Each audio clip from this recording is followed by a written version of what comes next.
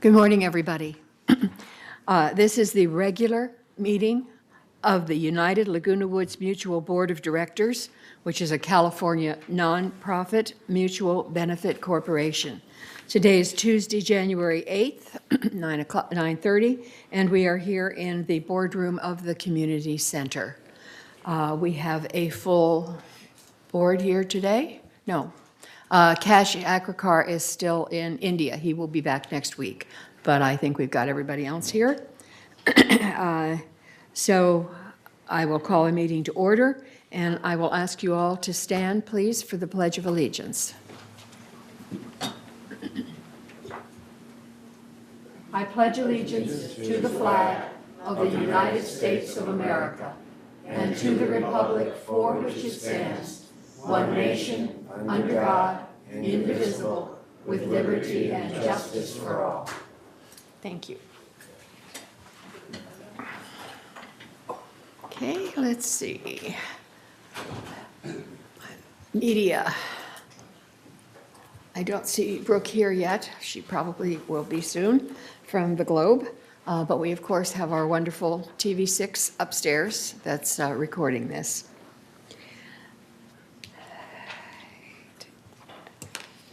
Okay, we have approval of the agenda. May I have a motion, please, to approve the agenda? Madam Chair, Yes? I wish to be recognized. I have some corrections to the agenda. All right, we need a motion first, and then you Okay. can do that. Do you want to make a motion to approve the agenda? Not until we have these corrections. Well, Okay, I I move that we move. approve the agenda, All right. subject to my corrections. all right. Second, okay, thank you.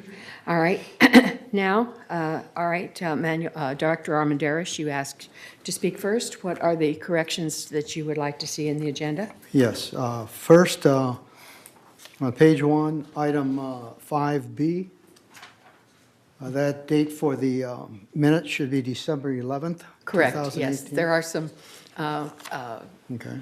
Scribner's errors that have been corrected, but that's one I of them. didn't see it in the copy, it was out front. No. Okay. Then,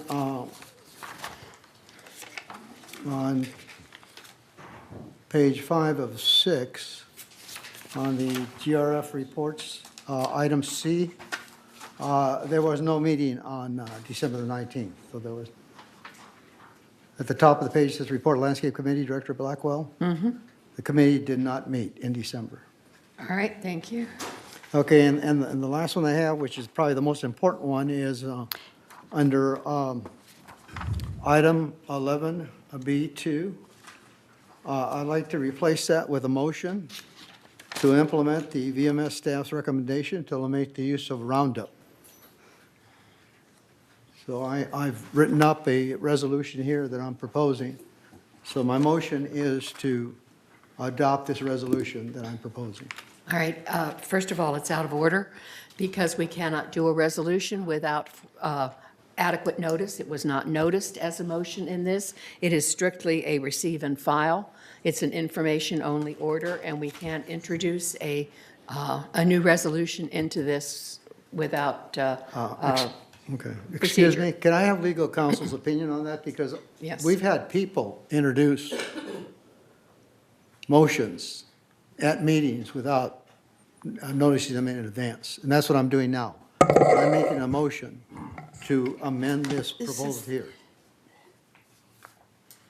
Can I get clarification on the He wants to motion? introduce a resolution. We have just receive and file the report. We have no resolution to make a decision at this meeting. It has not gone to finance. What agenda item are we talking about? We're talking about Landscape Committee recommendation. 11B, number 2. Item B was in the meeting, and it was approved unanimously. The one I'm proposing was also introduced at that meeting, and it was approved unanimously by the A committee. committee does not approve. They recommend and send it forward to the board. Only the board can approve, and it has to go to, Well, can I ask for legal counsel's opinion on that? So I can make a motion? Armendariz, what are you asking for specifically? I'm proposing a motion a resolution. that we approve the recommendations by the Landscape Committee to eliminate the use of Roundup. At that committee meeting, December 13th, it was unanimously approved to do that and to recommend to the board that they do that. So is the action item is the proposed action item to approve the committee's recommendation on today's agenda? Yes. No. No. I don't see it. I'm just asking for clarification. Is the proposed action to approve the committee's recommendation on today's agenda? No. Then if it's not, action can't be taken on it unless it's agendaized. Okay. And the only way it could be placed on the agenda is through the agenda prep meeting or today by a 2/3 vote. Well, I tried at the agenda prep meeting to introduce it, and I was voted down. We didn't actually take a motion on it. They just said it's not necessary to do that. The Open Yeah. Meeting Act of the Davis-Sterling Act, which governs how you conduct board business, prohibits the board from taking any action on any item that's not on the agenda because the law is specifically intended to put all the members on notice of what proposed actions will take place today and give the members an opportunity to be prepared for those action items. So if it's not on today's agenda, it can't be acted on unless it's added by a 2/3 vote, and that 2/3 vote has to be based on something that came up within the last 4 days, because this was posted at least 4 days ago, that couldn't have been anticipated during the agenda prep meeting. And I'd like to read to you one of our rules from the Finance Committee.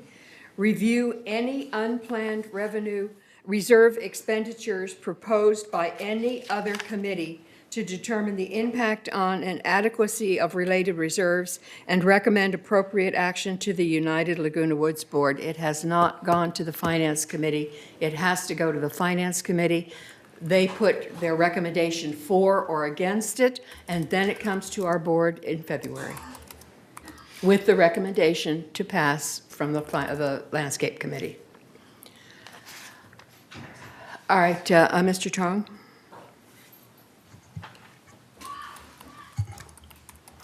Thank you for the opportunity to speak for this issue. I just want to clarify some understanding here. I believe, my understanding is during the Landscape Committee, the Landscape Committee has approved to make a recommendation to the board that to stop using Roundup based on the test result, based on the study result. Is that true? That is correct. Okay, so the decisions have already been made.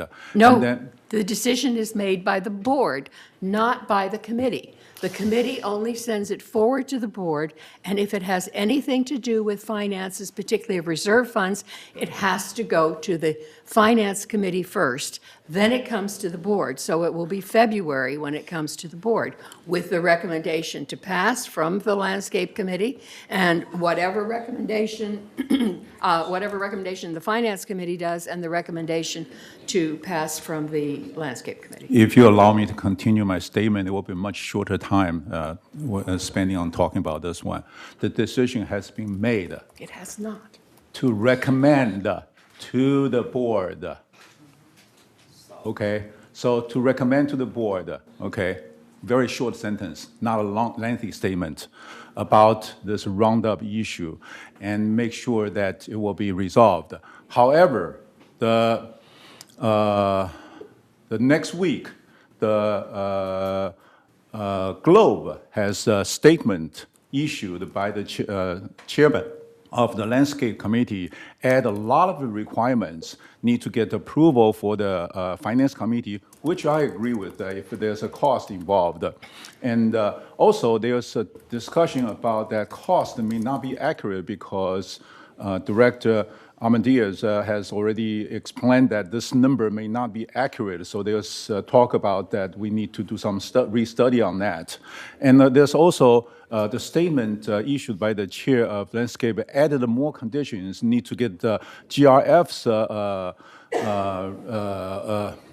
agreement on that, and need to get everybody else agreed on that. And I don't understand why is that. And I asked this question to the GRF committee. Have they received any request on that? There was no request. There was no discussion. There was a big silence on that issue. So I'm questioning, why aren't we these actions statement being issued, but actions are not taken? And is that purposely trying to delay this issue, or is there any reason that we forget about this issue and make this issue lasting much longer than it's necessary? Thank you very much. To answer your question, the reason GRF is involved is because we, as well as Third, pay the assessment for GRF. It comes out of our assessment. And if we do not know what that is going to be, then we really can't have the correct numbers. That's why it has to go to the Finance Committee. The Finance Committee meets on the 29th of this month, and they are going to have more information. And when we get to this item, I'd also like to ask the new manager of the landscape for VMS to give us a short recap of what's going on. Kurt, would you mind coming up? Right now?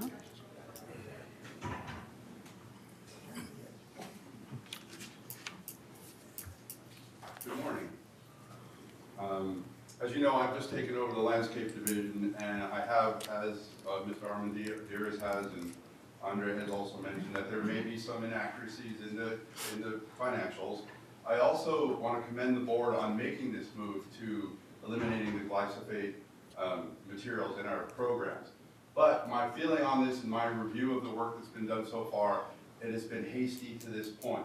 I think we need to be a little bit more prudent and do some more accurate testing, some more control testing of these herbicides. The costs that we have now, or we're looking at, you mentioned GRF, you mentioned Third, we're looking at over $1 million village-wide for this change with the product that has been tested. There are more products out there. There may be more effective and less expensive products out there. We have not tested. We tested 2 products. That's it, in a not very controlled environment. So I propose that we do some more testing soon. I'm meeting next week with suppliers from other products to provide them to the community. We will do a controlled test. We will have accurate numbers for the board to look at and for the finance committee to look at. I think we just need to spend a little bit more time and look at this in a more controlled environment. Thank you, Kurt. Mr. Armendariz? One Thank more you. thing. Thank you, Kurt. Go Oh, ahead. yes, wait, go ahead. I presented this to Third Board last week, and Third Landscape Committee, and they agreed that it's best to do some more testing and to get better numbers for the board. I'm going to present the same thing to GRF Committee next week. So I think it is best for all of us as a community to be on the same page. For one board to be doing one thing and another board to be doing another thing is not feasible for us as a company. It doesn't provide good maintenance. It doesn't provide good services to our members. I think we should all be on the same page with this. All right, you get to speak after everybody else does. Everybody gets a chance first, so. Gary? And I think also what we need to be aware is Third, everybody thinks that Third is Third, but we all share the labor force with Third for landscape, and we absorb some of that expense that goes through Third for landscape. So until we get figures for GRF, Third, and United, and get to a point where we know what we're talking about, this is all premature. Maggie? Thank you. I know that I said something. What I indicated at the meeting was my interpretation of the rule about it going to finance. Because the verbiage in there does not say before heard by the board or after heard by the board, I took it that our recommendation to the board would go to the board for the first reading. Then I thought, for my interpretation, it would go to finance, and whatever issues were taken up at that time would extend the second reading to whenever we were finished. Whenever we were finished will be when Finance Committee comes up with an approval or at least a recommendation. And we would probably want to delay another month or two to see if we have better information on better products to use. I hear laughing from the community, but others are not laughing. They are looking in their wallets to see. And so it would probably, my guess is the exact same time amount, or maybe less this way, less that way. Pretty much the same time amount would happen before the final vote anyway. And so this is the result. Whether we force the issue today or introduce the issue next month, it still is not going to get through until the committees and the finance and the board feels that the issue is ready and ripe. So yes, I felt the introduction for the first reading should come this month, but that does not guarantee that the second reading will be the next month. It may be months later before it's brought back. So this is probably my fault. This is my interpretation of it. There is no clarity in the wording of our bylaws. So that's the way I took it, because that's the way most things go. But it is true that after the first reading, the second reading is not necessarily the second month. Might be the third month, fourth month, fifth month. It is whenever the committees feel it's ready. So that's my issue, is we will go through processes. We are going through the processes. We are going through processes right now. Finance is working on it already. I already spoke with Gary about it before we passed it in the committee. So Finance will be going through it, and Kurt is willing to look at some more things. We are not going to delay this thing a year or so and kick it down the road. It is on the table. I am disappointed it is not on this agenda, but I did not figure it would be finalized until it was ready. So my apologies for misleading anyone. It is what I thought it would happen, but this is the way it is. Thank you. Is there any other who have not spoken? All right, Director Armenteros. Thank you, Juanita. I would like to clarify a few things. First of all, as far as the financial analysis, Madam Chair, orders of the day. We are on approval of the agenda. I mean, excuse me, I was interrupted by that rude director over there. I'm not rude, and it's You parliamentary would certainly procedure. are. Orders I have of the the floor and you day. interrupted me. Orders All right. of the day. Any director can ask for orders of the day. That gets us back to the agenda, May I continue? which we are May I continue? approving. Okay. I'd like to clarify a couple of things No. to make sure everybody understands. no, The fin- no, you may I'm not. sorry, You're with out orders of the order. day, we have to go to the item on the agenda. You are welcome to vote against it. I'd like to speak to No, you- the December 13th change. We did meet on December 13th.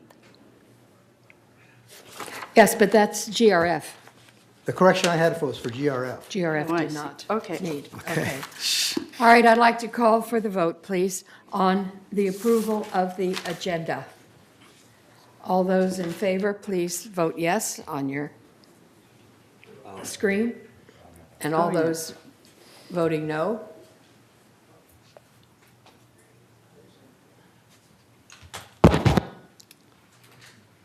You do have your wonderful new little stylus.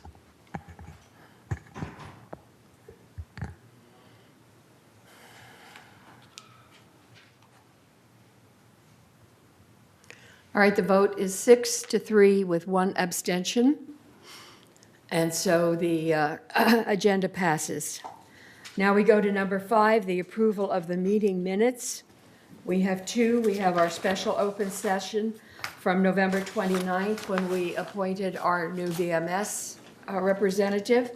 And we have the regular open session for December 11th, and that date has been changed in the minutes that will be recorded. May I have a motion, please, to approve the meeting minutes? I'll make a motion. Okay. Have what submit some Okay, Scrivener's. okay. I second. All right, it's been moved and seconded. Carl, you had some Scribner's errors. I think we picked up quite a few, but let's, All the Scriveners I presented to you and to Maggie and to Cheryl. Cheryl, so they will So I be- understand that most of them are going to be picked up. right. The only one that we had a problem with was the vote and the number. And so we went back and double-checked, and the vote is correct. So, all right. Are there any other comments on the meeting minutes? Seeing none, all of those in favor, please vote.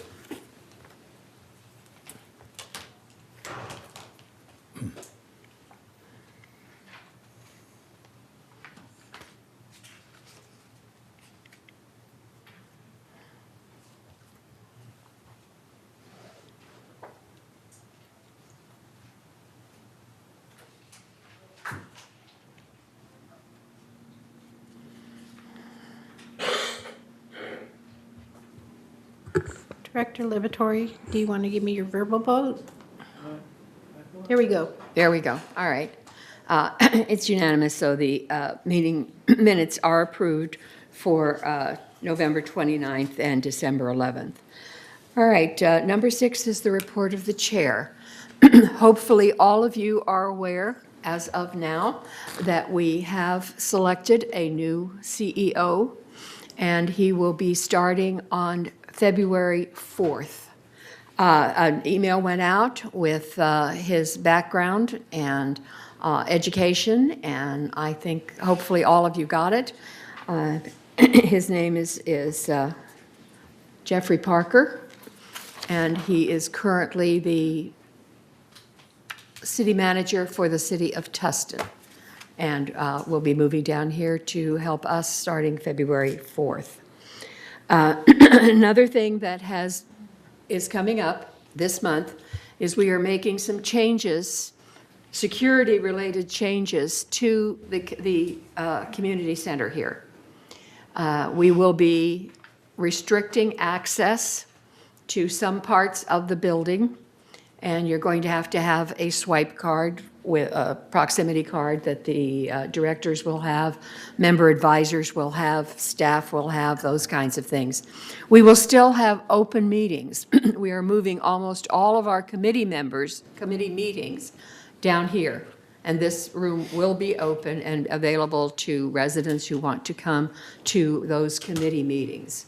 There are a couple of committee meetings because of size or time or what they are that might still be in another room. We only have 2 other smaller rooms on this floor. And so in that case, you will sign in at the concierge desk and be escorted up to that meeting. The same way with the 3rd floor, there will be limited access to TV6. And the two computer clubs, the MAT Club and the are both going to be open as they are now, as is the paddle tennis, ping pong. So those are things that will be happening by the end of this month. Please be aware that there will be a lot of publicity going out. There'll be something in the Globe. There will be a lot of electronic e-blasts and information given out digitally. If you are not on internet, do not have access to digital information, we will get it out in every other way that we can. It will be posted in clubhouses. There are many different ways that information can be given, and we will do the best we can. But I just wanted everybody to know that there will be changes starting this month, and they will go into effect the 1st of February. The last thing I wanted to say in my chair's remarks is I would like to echo what the chair of GRF said at their meeting last week, and that is that we are a team. We have worked very hard this last year to be a team for the village, instead of individual boards going their own way and not even thinking about what's happening with the rest of the village. It's all intertwined. We use the same staff. We have a lot of the same things. There are differences, of course. There's a big difference between a condo and a co-op, but those are specialized issues that we work with our own boards and mutuals. But basically, we are a team with all of us, and that includes United and Third, Mutual 50 in many aspects, GRF and VMS. And we try very hard to work together for the betterment of the community as a whole. All right, we will go to item number 7 now, which is the open forum. I hope that you have signed up. If not, there are cards in the basket up there. Please sign up and give it to Cheryl, our corporate secretary, and she will let us know who's up to speak. Who's first, Cheryl? Our first speaker is Chris Collins.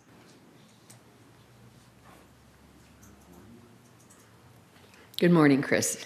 Good morning and Happy New Year to all of you. Thank you for your dedicated service to all of this. Democracy takes a long time. However, it is better than the alternative. Good morning, I am Chris Collins, 3306Q, and I'm here with another update on the work of the Foundation of Laguna Woods Village. I'd like to begin by thanking all the folks who responded to our fall-winter fundraising letter. You were very generous this year with your donations, along with IRA distributions and end-of-the-year tax-deductible contributions to our charitable organization. The Foundation sends 2 fundraising letters each year, and we count on your generosity to help your friends and neighbors with their temporary financial needs, allowing them to age in place in this wonderful community. We would also like to thank the various clubs that donate monies from their treasuries to help our residents. Particular note is the Laguna Woods Men's Golf Club, who has named the Foundation of Laguna Woods that is their charity of choice and devote all of their fundraising activities to benefit residents. As you know, the volunteer board of the foundation could not do its work without the assistance of our social services department. Their professional staff assist our residents to resources from not only the foundation, but also county, state, and federal sources. If you have a problem, consider checking in with their staff assistants. In our Laguna Woods Village, you are not alone with your problems. There is help out there. Again, thank you for your generosity as we begin the new year. Thank you, Chris. And our next speaker? I'm sorry. Our next speaker is Maxine McIntosh.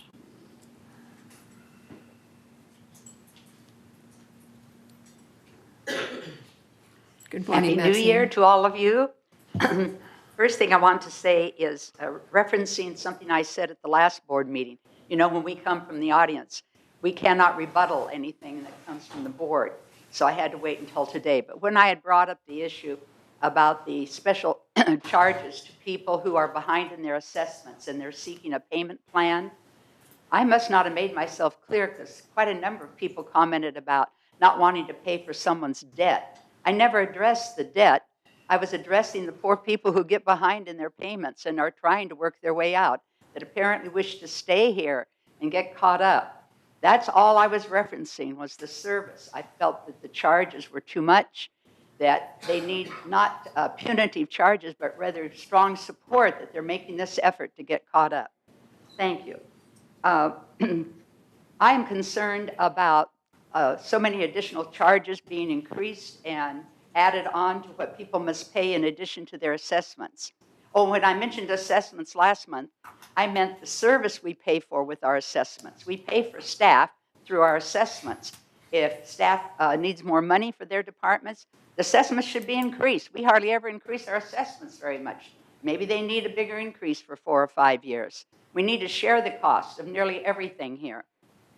That's what shared cost is all about.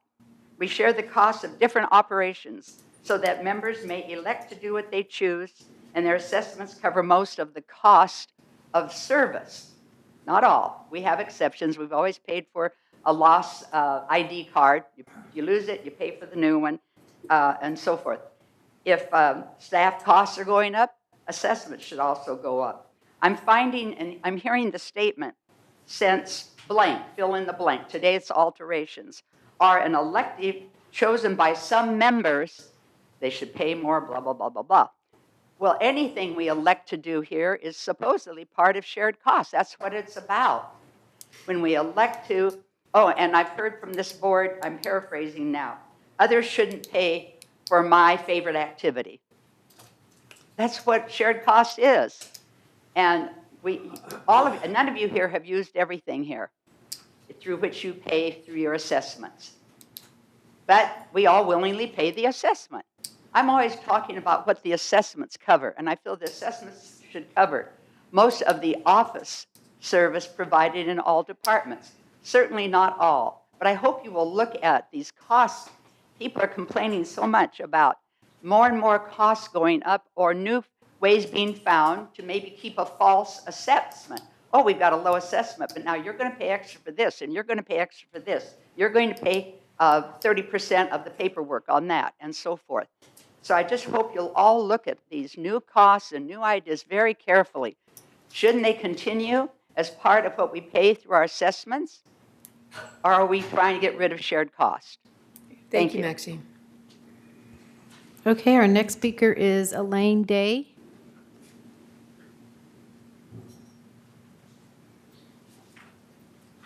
Good morning. Thank you for all you do on behalf of those of us who live in the village, and thank you for your time.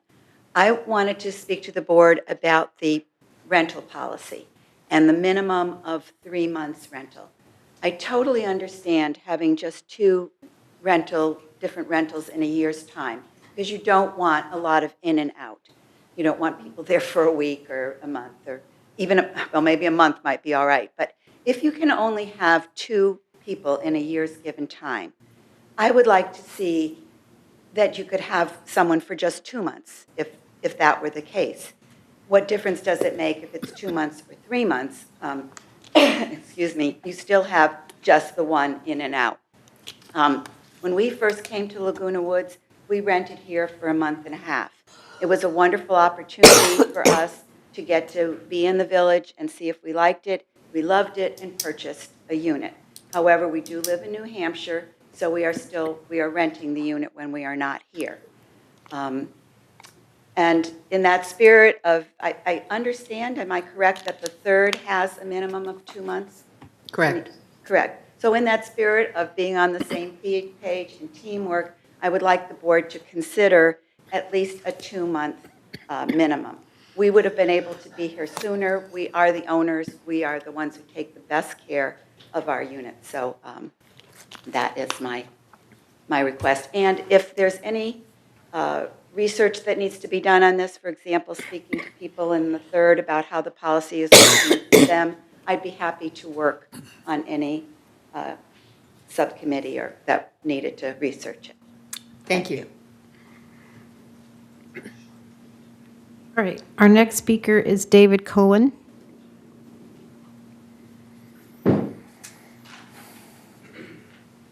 Thank you very much. Happy belated New Year's to everybody here.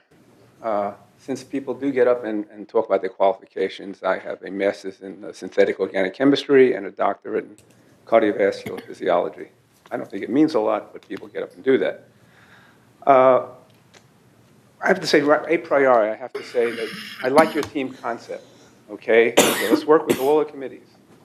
But the team that you're responsible for, the people sitting behind me, the people of United Mutual, and that should be your first priority.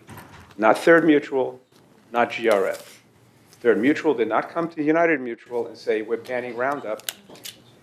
What do you think? So I just really think you should get your priorities in order in terms of that. You know, the Landscape Committee unanimously voted to replace Roundup a month ago. and to recommend it to this board, which doesn't seem to be taking action. It was on the basis of experiment in 5 cul-de-sacs. I saw a written report, I saw written documentation, and now it's oral documentation. California Environmental Protection Office has said that glyphosate is a carcinogen. The state of California has said that. What we forget to consider is what's in the Roundup mixture, okay? And what's in the mixture, 2 important things. One is polyethyloxylated haloamine, which is a surfactant which allows the glyphosate to adhere to the leaves. This is extremely toxic, in some respects much more toxic than glyphosate. It wipes out aquatic organisms, it causes nasopharyngeal disorders, cutaneous disorders, respiratory disorders. Another component is isopropylamine. You could look this up on Wikipedia. This is extremely caustic and extremely toxic. So it's not just glyphosate. There are things in there that are not very good, okay, and that cause a lot of toxicity to this community. Again, to reiterate, you guys, well, not you guys, the people on the team that Ms. Blackwell oversees, unanimously voted to recommend a vote to ban it. Didn't say anything about GRF, didn't say anything about United Mutual, which, by the way, months before had banned it. This was reported in the Globe. This was reported in a letter that you wrote, Ms. Blackwell. This was reported on television, Ms. Blackwell. The increased cost would be assumed by a general fund for 1 year, which to me says that you have a year to do a really good experiment to find out what works and not cost anything. So I don't understand why all the iterations. And to sort of quote you again, Ms. Blackwell, you said the cost would be about $5.30 a month, which comes out to, I think you said 1.5 cups of Starbucks coffee, which comes out to something like 17 cents a day. I don't think that's a really prohibitive, restrictive amount of money. Now, since the Landscaping Committee agreed to this unanimously, since we have submitted petitions for over 1,000 signatures, since Third Mutual banned the use of Roundup months ago, why is there a resistance to move forward, at least on a vote? Why all of a sudden today we're hearing about you have to coordinate with GRF and Third Mutual, when this is a United Mutual meeting? This is about the residents of United Mutual. As I said, you have a 1-year experimental window to verify your findings and to elaborate on your findings and to add more things. You know, Laguna Woods Village is a senior community, and the demographics in this community do not reflect those of the general population. We have a higher incidence of respiratory diseases, neurodegenerative diseases, cardiovascular diseases, and immunological and physical deficits. I'm going to just read, how in good conscience can you compromise the health and safety of the United Mutual residents for essentially 18 Excuse me, your cents per time day? is up. Excuse me, sir. Last question is, why? What's going on? Why the complete change? Okay, from your what we time said a is month up, ago? sir. Thank you.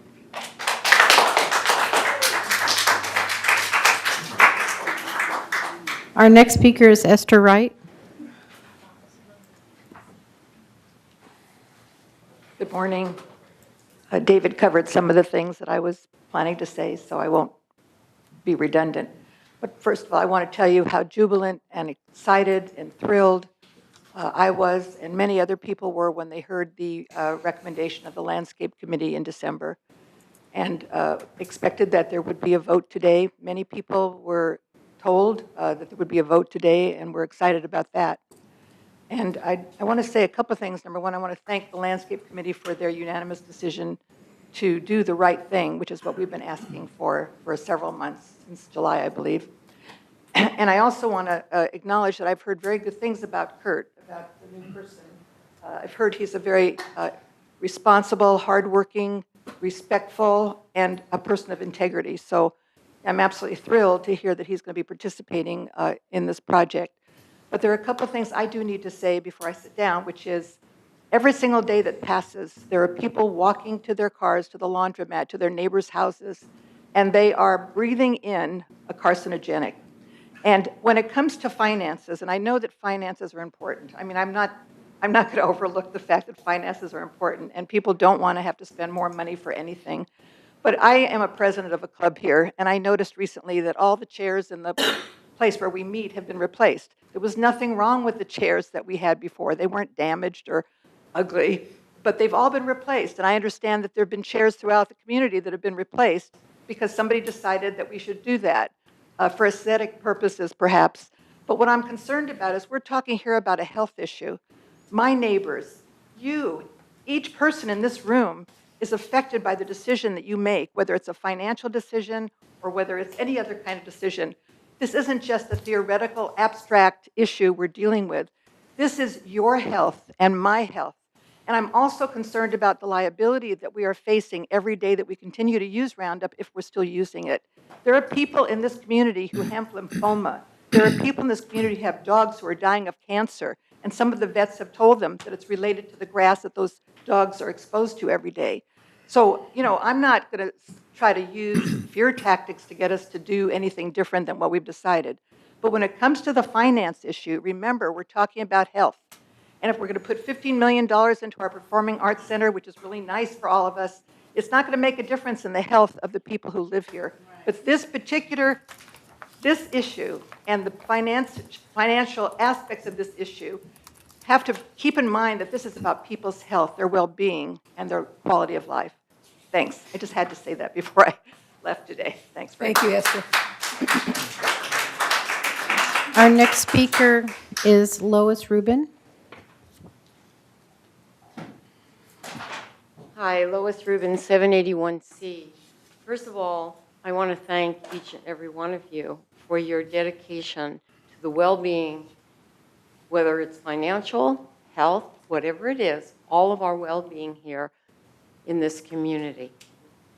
I also want to say that there is nothing that is more important than the health and well-being of every single resident. As David Cohn has pointed out and Esther has pointed out previously before me, they pretty much both have said everything that I would have said, so I appreciate your contributions.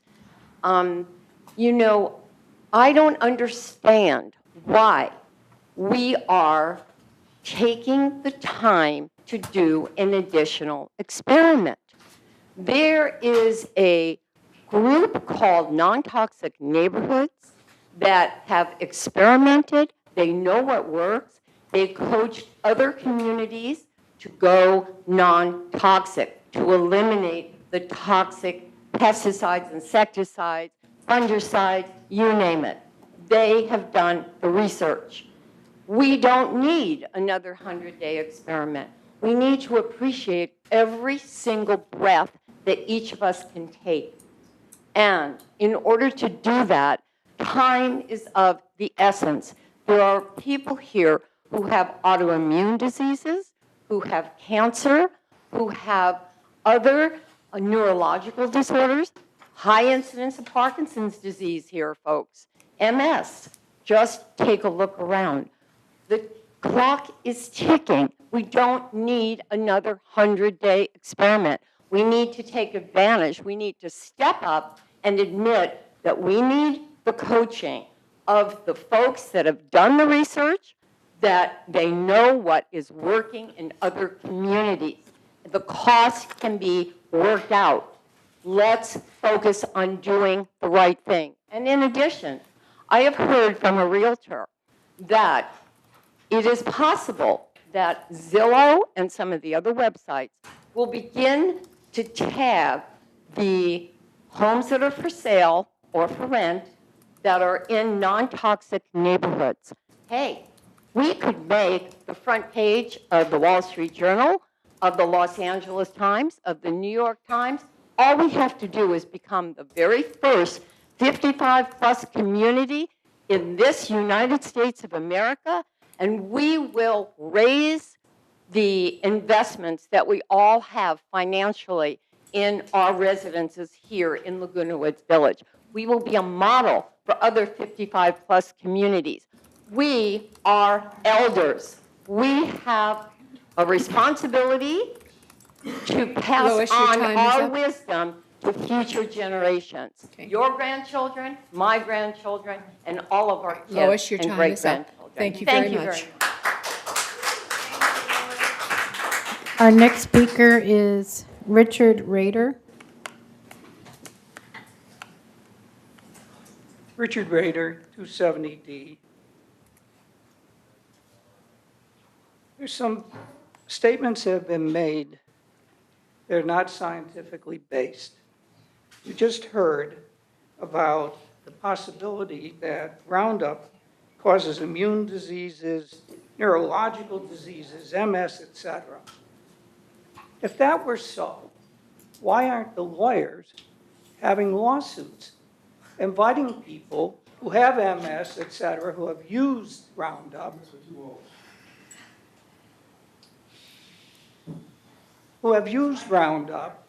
and institute lawsuits? The only lawsuit that the lawyers are advertising now is for non-Hodgkin's lymphoma. There are many different types of cancers.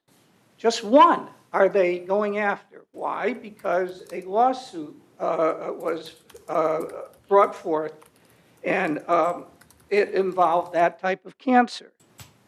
A lawsuit does not prove science, does not prove whether glyphosate causes cancer or not.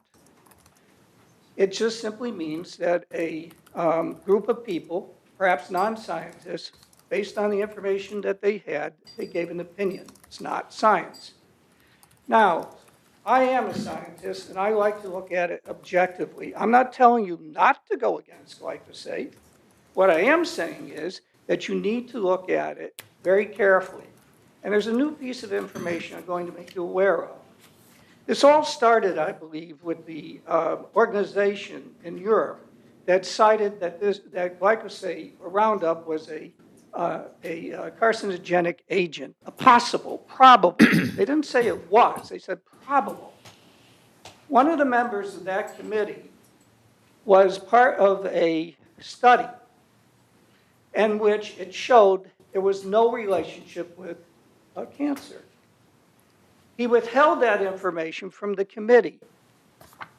And I won't go into details, but subsequently, when this was brought forth, he said, it is likely that if that committee had known the information, they would not have said it was a probable carcinogen. My time is almost up. There's much more to tell you, but I emphasize that there should be a considerable debate in a committee and where both sides are given objectively information and also the costs incurred. There are compromises that can be done. Glyphosate can be used in certain areas, like on slopes, et cetera, and not in residential areas. And by the way, it's not volatile. We're not breathing it in as they make these comments. It's dry. You can't breathe in a dried substance. Thank you, Dick. Okay, our next speaker is Mary Rubano.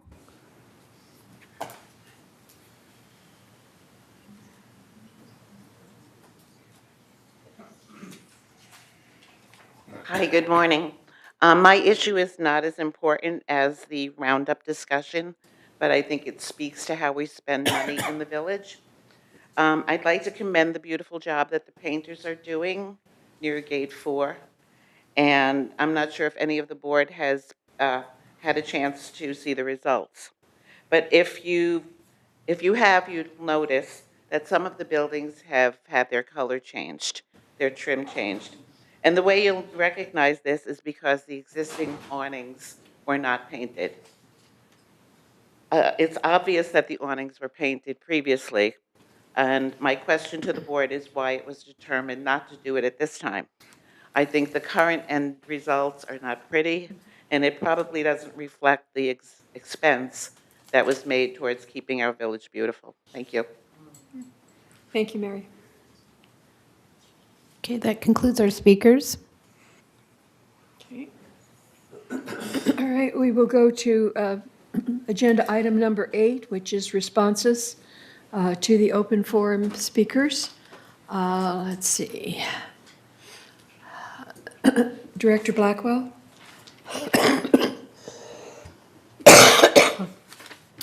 Okay, I will speak to both sides of the issue. One is, yes, I am familiar with the fact that the European Union vote was based on a single vote. It was split 50-50. A single vote made the turn.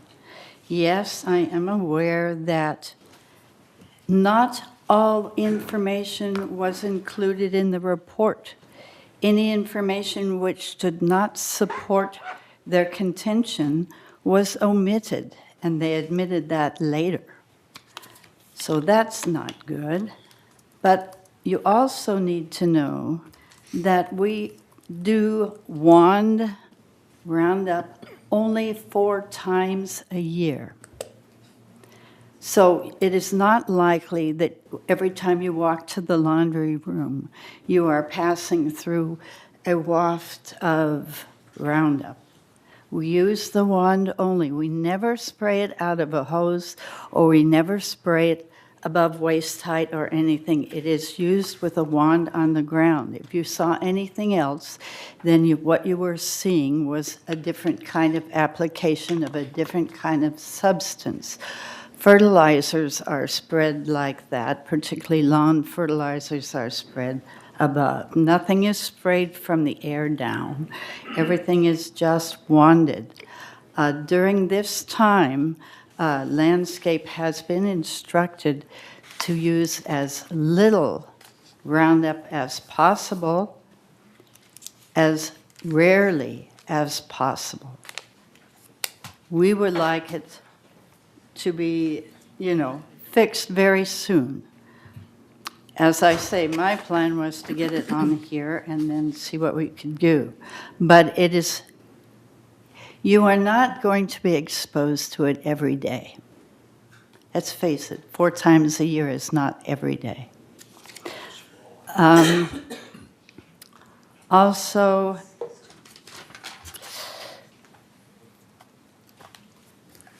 Finance has got a step forward on it because they've had it now, because I told them about it as soon as we passed it. So that may not take long. Kurt, not Bruce. Kurt will be working on it. We spoke with him yesterday, and we prodded him, and he is going to do his very best to be faster. He just can't promise anything. We cannot promise that we will come up with a solution, but the intent of the committee was quite clear. We would like to see this glyphosate or Roundup removed from use. And so everybody is aware of that. And we are heading as fast as we can, I hope, with all the intent of the other boards to move. Third already has expressed their intent by banning Roundup a few months ago without even being aware that there was a cost. When we came up with our 100-day test, all of a sudden, Third said, wow, it's going to cost. So this is an issue which is well handled by all. I do agree that United should take care of United's interests first. But on this topic, since the landscape is so unified, I can understand it. We will be prodding. We will be prodding. And that's all that I can promise you. And I believe most of the board is quite interested in this question in one way or another. So I don't see it being put off forever. It is not a free pass to pay it out of the contingency fund this year. And this was the shocker for everybody. If it costs $534, which was just my estimate of taking the overage and dividing it by 6,323, which is our number of units, that's $534 per unit per month. If you take that and you use it from the contingency fund this year, that must be paid back immediately next year, which is where you come up with a 1068 figure, which caused quite a jolt and a jump by a lot of people. some of us are not so worried about that jump, but a lot of people are worried about that jump. So Kurt will be looking to see better products, not the ones, we had already heard of 2 others that can be used here during the time of the trial, but they didn't inject them into the trial. So Kurt will be working with those. He is in touch with everybody. Bruce has been in touch with everybody.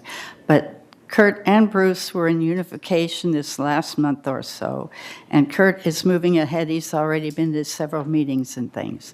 There is intent here to get this done.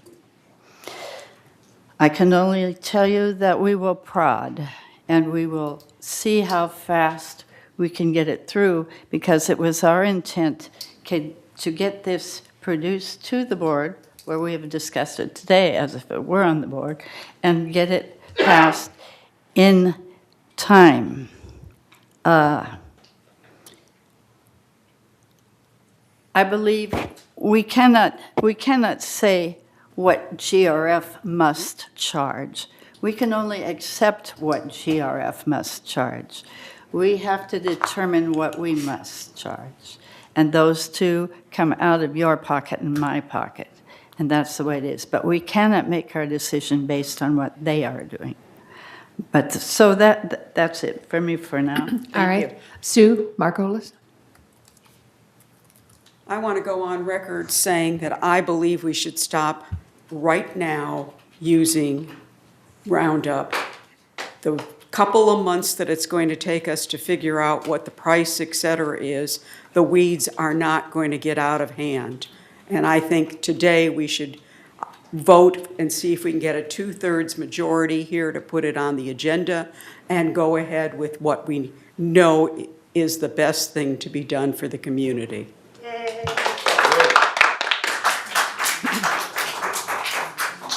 Director Torn?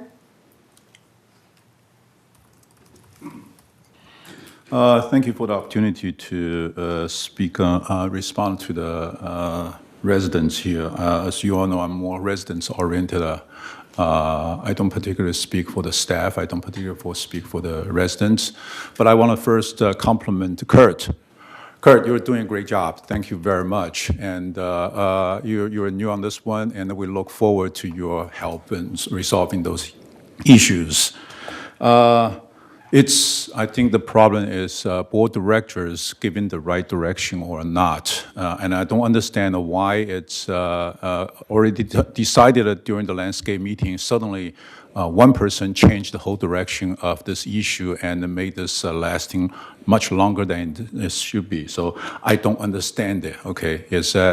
That's according to the rule of the board, I don't know why, but it's the chairman's decision that overrides everybody else's, and that's where the danger of the board chair committee meeting comes from. Okay, and I understand that it's a team of all boards. I understand that, and frequently one of the reasons is that we have to get the permission of all the agreement on all boards. However, the rest of the boards don't have any opportunity to go to a meeting of all boards. The meeting is conducted by the president and the vice president. They are the people that are supposed to take the decision from the board and go to the president, the vice president meeting and present it. And so if they are not doing their job, then nobody's doing their job. We cannot do that job. And so that's something we have to clarify, that it's the president and vice president bring those issues that determined by the board and then make recommendation and then present it to them and convince them. If they don't want to do that, nobody will. Okay. And the third one is, I just heard a shocking fact from our chair of the landscape committee. And this is the first time I've ever heard of it. So please do not complain that I haven't passed on this information to the staff and to the committee earlier. This is the first time I heard it. It's that Roundup only applies 4 times a year. 4 times a year. And we calculate the cost by 360 days. In other words, we exaggerated the cost 100 times. What? So I'm questioning, where does the number come from? Okay, and I really, these information never revealed. This is the first time I've ever heard of that. Okay, so I really want to know what's going on there. Why aren't these information revealed, and why aren't these calculations allowed to exaggerate itself so much and trying to scare off this change here? I understand there are a lot of people that are afraid of changes and they just refuse to change. Okay, so this is something that we need to really take care of and understand that this exaggeration is totally unwarranted. Thank you very much. All right, Director Armendariz. Thank you, Juanita. As far as the health issues with the use of Roundup and glyphosate, you can go on the internet, you can look up all kinds of information, and a lot of it's going to be conflicting. But what convinced me more than anything else that there was a problem here was the fact, three things. First, in California, the EPA in Prop 65 lists the use of glyphosate as a cancer-causing carcinogen. So that's number one. Number two, whether the studies are flawed or whatever, research was done by the European Health Organization, and they determined that it was a carcinogenic. And then in a lawsuit, Monsanto lost, and the plaintiff was awarded a $278 million award. And it's now been, the last time I looked at it, it's been reduced. The plaintiff has accepted $78 million. Now, believe me, you wouldn't have that kind of a decision without some pretty good proof that it hurt the person's health that was exposed to Roundup, okay? Glyphosate gets all the attention, but that's because that's all that's disclosed on the ingredient label on the product. And it's used because it is effective in getting the other ingredients to do their job in killing the weeds and eliminating whatever you're trying to eliminate.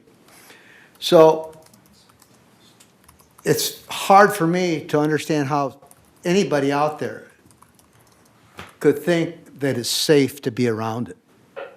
I'm convinced that it's going to hurt your health, and I think that should be the paramount issue that we're concerned with here regarding the village. And yes, it's a good idea that we're going to work on this together. However, United is separate from the other mutuals and GRF. And I'm glad to hear that Maggie now is admitting that it was represented that it would be on the agenda for this meeting and it would be voted on. I had thought of making some stronger statements, but I won't. I'll tone them down a little bit. And that's that her appearance on television was confusing. Her article in letters to the editor was not only confusing, but it has no authority. In order for this mutual to be working together with Third and with GRF, it would have to be, in my opinion, something that was approved through a resolution in order to have any authority. So this representation, they're moving forward. It might be a good idea, and I agree with it, but I think the first step would have been to vote on it for United, like Maggie originally represented it would be. She even told me that she was going to vote in favor of it prior to the article appearing in the paper. So anyway, I think it took, a lot for Maggie to admit that maybe she made a mistake in how she represented the next steps. Point of order, Madam Chair. It's against rules to be using names. Okay. The landscape chair. I think it was, I have to compliment her that she is big enough to admit that she maybe misrepresented some things. So those are my answers to the members out there that are concerned with this issue. I know that all the directors here are concerned with the issue. I just hope we follow the right steps in doing something about it that really takes into consideration what the members want, not what the directors want. Thank you. Director Randazzo. Thank you, Madam Chair. Just want to say that I am basically not a proponent of Roundup nor any other sort of chemicals, but they have to be used in our environment, and these are the things that we're given to use.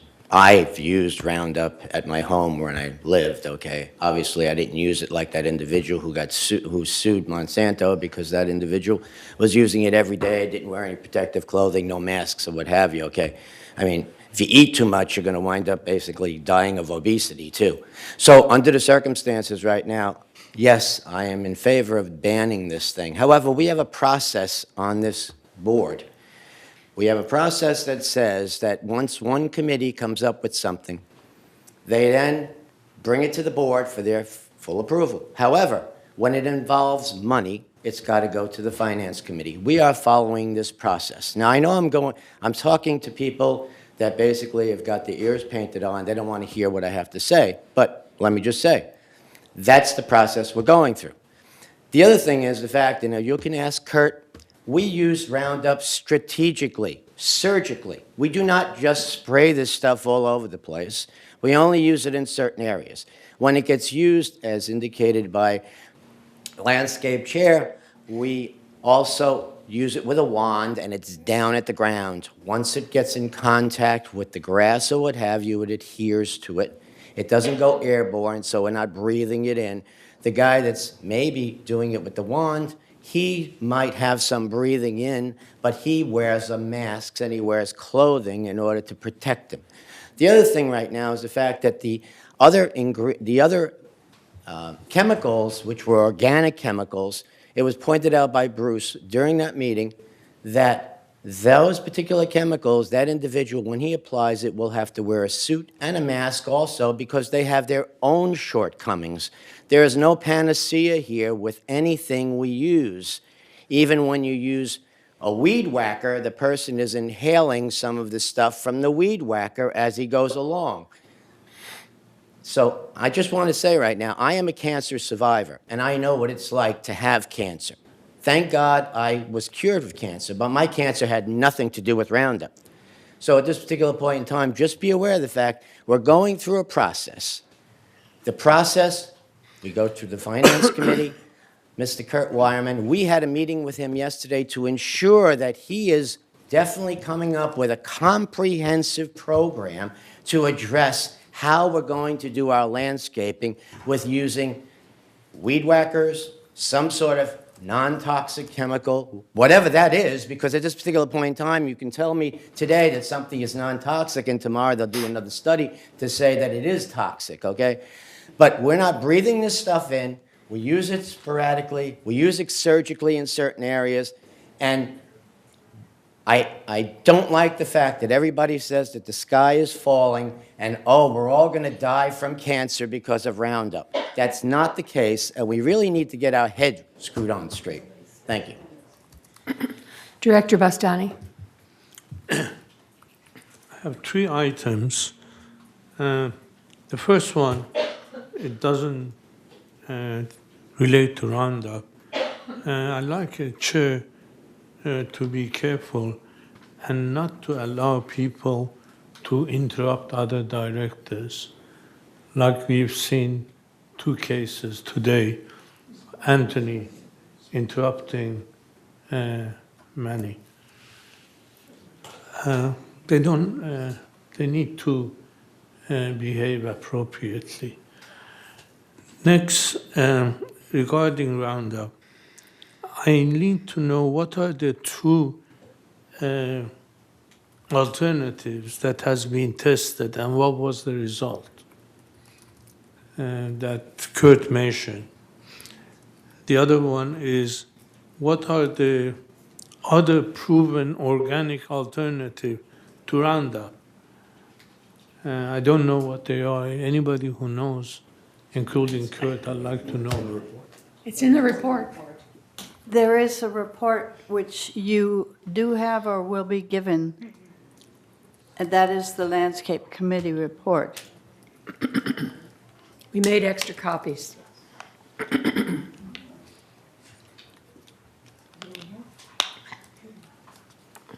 Did you have another point, Director Bastani? No, that's it. Thank you. Director Liberatore. I'd like to remind everybody that in Article 13, Section 2 of our bylaws, we parliamentary authority is Robert's Rules. And under Robert's Rules, point of order, you can interrupt somebody. Orders of the day, you can interrupt somebody. And it's also part of Robert's Rules that you don't use a name. So I'm trying in my way to follow our bylaws. Thank you. All right, I'd like to finish up this with just a couple of little things. First of all, 3 years ago, our landscape committee under Director Leidick asked that we stop using Roundup for anything except specific surgical places, and that was edging and certain weeds, and we did. We have not been generally using Roundup for over 3 years. We use it very sparingly. Secondly, this board is responsible not just for, we are certainly responsible for the health of our residents. Nobody on this board, I think, is in favor of Roundup. But everybody wants, or most of us want to do it the correct way, following our rules, making sure that we're not doing a knee-jerk action that is going to have consequences down the line. We want to make sure that when we stop using it, we have something else to replace it with. We know that's going to work. We know how to apply it, when to apply it, and those kinds of things. So, and the other thing is, it is a financial responsibility. And a lot of people say, oh, that's not very much money. But when you add it up, and I can't tell you how many calls I get from people who are on fixed incomes who say $5 or $10 a month is out of my concern. And even people who signed the petition said, nobody told us there was going to be financial qualifications, financial responses for this. We, as the board, have to look at the overall picture. How can we do it? We want to do it. We are going to do it. But how can we do it responsibly and effectively financially? Because that's our responsibility as a board. All right, let's go on to. Juanita. Well, you're not on my list. Pardon? I've requested to speak, but it doesn't come up. Yeah, you're not on my list. Okay, go ahead, sorry. Okay, first I want to say, I don't care one way or the other. I want to do what the community wants to do.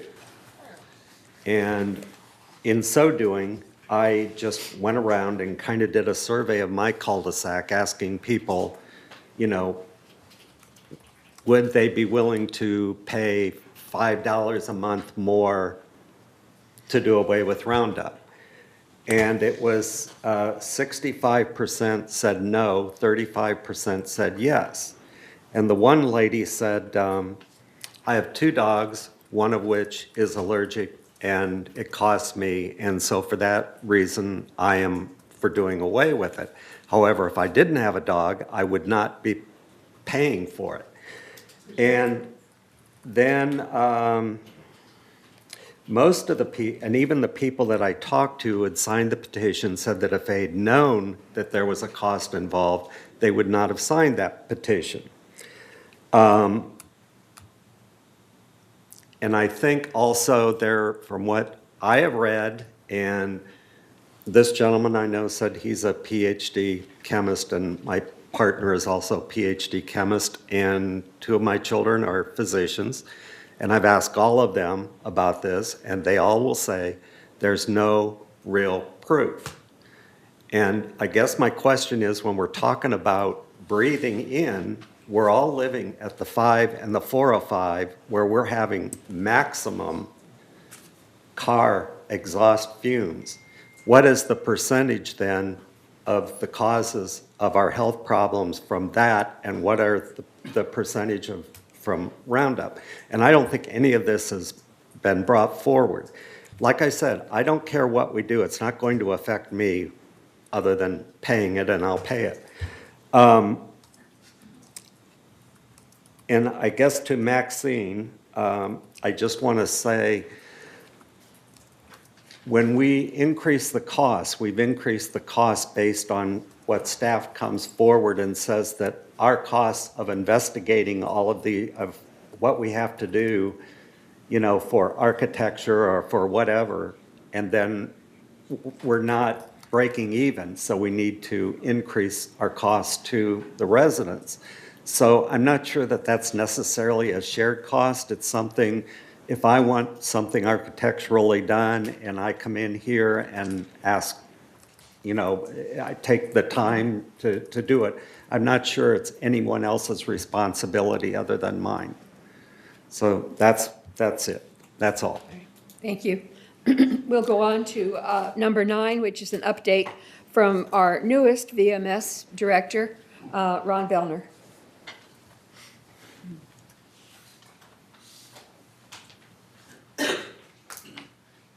Good morning to the board and to our community. VMS has been very active in the past 2 months in hiring people or promoting them from our staff here. This morning you introduced Kurt, and you also mentioned our new CEO. I will be giving a little bit more about each of those 2 people. But there's another issue, is who is VMS, or what are we? I've had people say to me, you're a division of Associa, our former management company, or you're a committee of GRF. So I'd like to read to you today a statement that we put out when we went looking for people to come work in the village.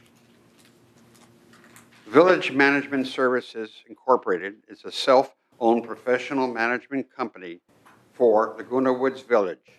It is a mutual benefit nonprofit corporation established to provide professional management services to the community. VMS was created to benefit the residents of Laguna Woods Village. The VMS mission and purpose is to serve the Golden Rain Foundation and the Housing Mutuals Third and United. VMS has an annual operating and capital budget of about $100 million. VMS is governed by a 9-member volunteer board of directors appointed equally by its members, United Mutual, Third Mutual, and GRF. All directors are resident owners and cannot serve on any other board of Laguna Woods Village. The services provided by VMS are defined by written management agreements in conjunction with the other boards. The VMS board appoints the CEO president who oversees the chief operating officer and about 850 full-time employee staff in the following departments: general services, resident services, information services, financial services, security services, landscape services, recreation, human resource services, maintenance and construction, and the office of the CEO also includes board relations, legal and intergovernmental relations, and communications, public relations, and marketing. About half of our employees are a member of a single union, and we have good relationships with the union.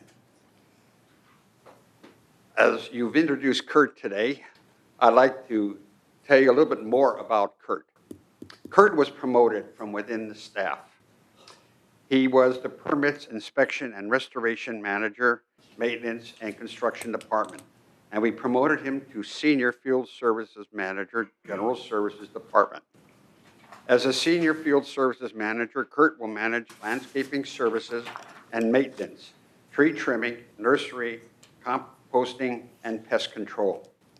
Kurt has more than 35 years of broad public works experience and has managed landscape services as maintenance manager, public works superintendent for the city of Rancho Santa Margarita, and as projects managers for City of Santa Ana. Kurt holds an administrative management certificate from the University of California, Irvine, and a public works certificate from Santa Ana College.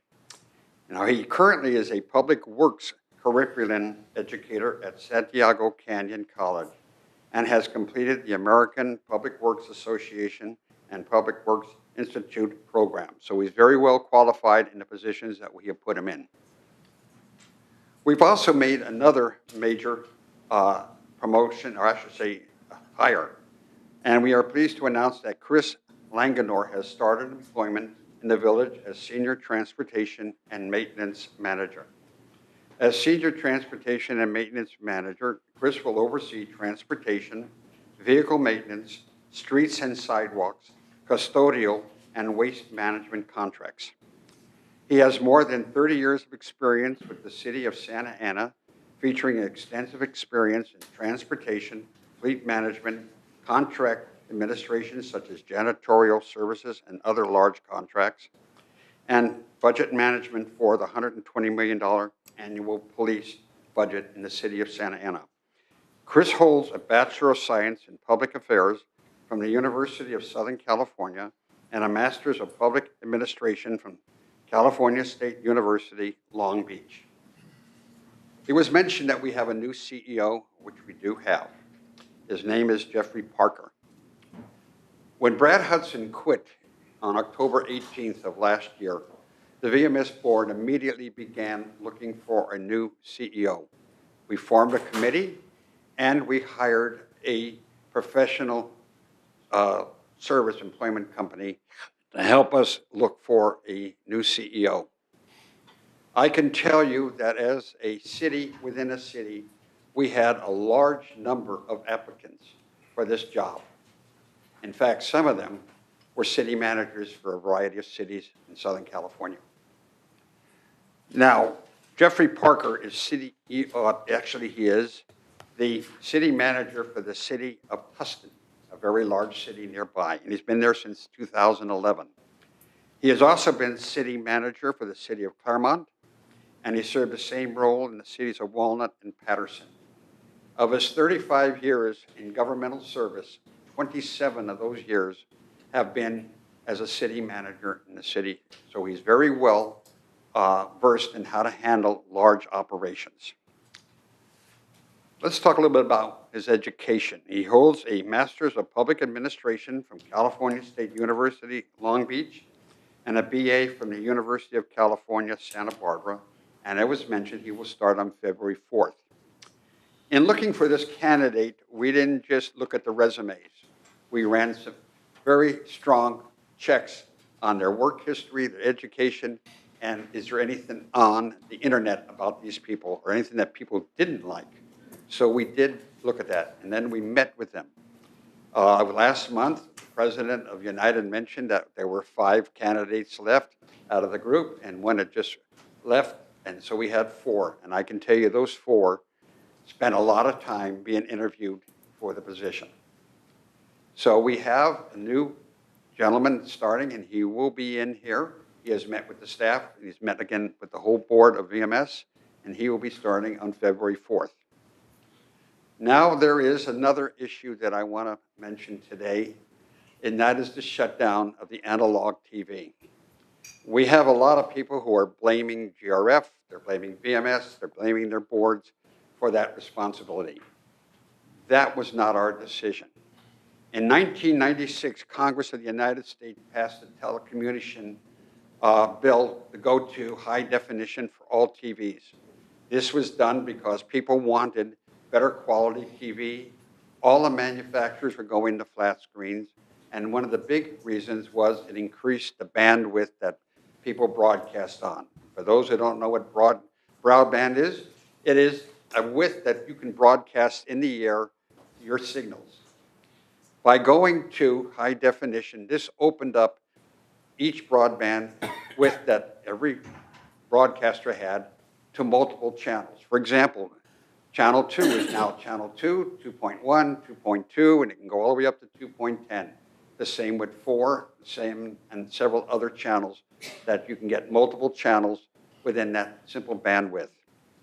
When this bill was passed, there were 70 million televisions that were all analog. Also VCR and DVD units, and it suddenly obsoleted all of them. In some cases, people were offered a digital change by a special unit that they could attach to their TV, but that was stopped. We advertised that in our community month after month, year after year, and it was done also on television. It was done throughout the newspapers throughout the country. In fact, the budget of the FCC was $20 million to broadcast this and buy ads on all kinds of networks. Now, when this came out, they had to delay it because they started with the high volume channels. Those who had very powerful channels had to go first, and then the medium and then the low channels had to change. So there was some delay in the bill. So instead of coming in immediately in 1996, it was delayed twice so that on June 11, 2009, it was formally signed by President Obama into law, and people had to make the change. I am one of the people who has an analog TV in one of our bedrooms, so I know what everybody is going through here. To continue with analog costs us a lot of money in equipment and in the cost of getting the channels, and there are very few channels now broadcasting in analog. So there are a couple of ways of changing it. You probably have seen on TV or on the internet ads for a $29 to a $39 device. You plug in the back of your set and it says you will get 60 to 100 channels of your local channels and all the cable networks. Well, ladies and gentlemen, please be very careful if you go out and buy one of those because you may not get it. Some of them are restricted to within 30 miles of the broadcasting location. So you may only get the local channels, but you won't get all of the cables and everything else. There are two ways of solving this. One is, of course, to buy a new TV set. I just went into Walmart and I can buy an 18-inch set for $70 or a 32-inch for $100. The second way is to buy a high-definition digital converter unit, and these will cost between $50 and $100. And then you'll need a tabletop rabbit ears unit. You have to put that rabbit ears unit into the high-definition digital unit, and then buy another cable to go into the back of your TV. So you're actually going to be spending anywhere around $100 to $120 before you're done. So a new TV is probably the best approach. We are going to be making a lot of changes in the TV networks because now we have the ability to expand by the bandwidth changes. Now, are there any questions from any of the members of the board? Yes. I have an analog TV with one of the converters, digital to analog, which is given to me by the association, and it's still working. So why can't they get this little Motorola DAT converter? When this was first passed the law, a lot of the companies came out with a unit that you could put on the back of your TV, a lot of the cable companies. But those are not being sold right now. So this is the problem that we face. Oh, you got it from VMS. Thank you. Thank you very much, Mr. Bennett, Director Bennett. You got a very thorough information. I really appreciate that, especially about the hiring of the general manager. The process seems to be very due diligence effort, and that's really good. One thing I'm trying to understand is the transparency and the communication side, which is can the selection committee share with our resident the CV of the general manager? I hope it's a public information. I hope it can be shared with everybody else and let everybody else know that what his background is, and also the selection criteria and the reason that the selection committee select this general manager. I hope that everybody selected person that during the selection process made the right decision and can share with us what kind of criteria, why they select this person. I'm not talking about anybody else. I understand that the rest of them are privacy issues, but I hope this one is an open issue and we can share with the residents, with the community. Thank you very much. Okay, you've had already a release, but there'll be some more information coming. But as you mentioned, there are certain laws within this country that we cannot share certain information on employees. Yes. I just want to thank you for restoring Channel 3 because there were a lot of members out there that were disappointed that it was no longer available, but you have it back on, I guess, for the last 3 weeks now. So thank you for that. Okay. Thank you. And for anyone who's interested in more about TV and communications, please come to the GRF Communications Committee meeting. That's where all of these issues are handled and rehandled and rehandled monthly. Thank you. Okay. Are there any other questions? Thank you, Ron. Thank you very much. Good report. All right, now we go to agenda item number 10, the CEO report, which will be given by our interim CEO and our wonderful COO. Thank you, Madam President. I'll try to keep this brief because I know we're short on time. I wanted to let our residents know that the Easy Rider fixed bus system will be expanding its reach on a temporary basis. Effective Monday, January 14th, the Willow Tree Center Aldi stop will become a fixed stop on all West bus routes on a trial basis. This additional stop, a result of resident feedback, will be evaluated by the Transportation Division for 60 days to determine if it's going to become a permanent stop. Secondly, the Saddleback Emeritus Institute on December 31st mailed a survey to all of our village residents. The survey seeks feedback on the programming that it offers here in our community. So we encourage all residents to take the time to complete the Emeritus Institute survey so that our needs are better represented in their programming that are offered in the village. This has been a culmination of an effort by our Recreation Department to get programming that best meets the needs of our residents. So we're very excited that this survey is out in the community and hope that people will take the time to complete it. Next, I wanted to start off the year with an invitation to all of our new residents to new resident orientation. This is a great opportunity for our new residents to meet a United board member and to learn more about the operations of the United Mutual as they join our community. The next new resident orientation sessions that are going to be hosted by United are Friday, February 1st at 9 a.m. in the boardroom.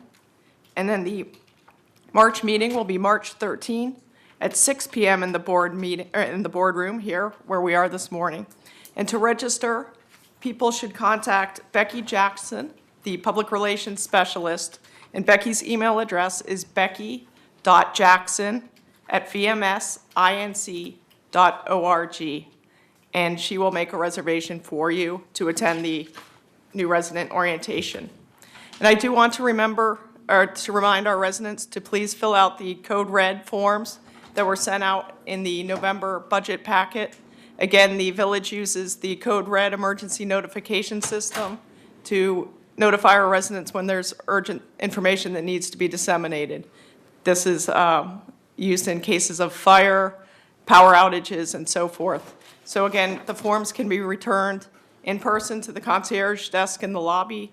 They can be mailed back to the Communications Division, or they can be filled out on our website. So please encourage our residents to get those completed so we can get a hold of you when we need to in time of emergency. And that concludes my presentation this morning. Thank you, Siobhan. All right, we will go to agenda item 11, the consent calendar. We have three recommendations from the Architectural Control and Standards Committee. By the way, all of the backup information is in the agenda package, which you can either get here or get online if you want to see the detail on any of this.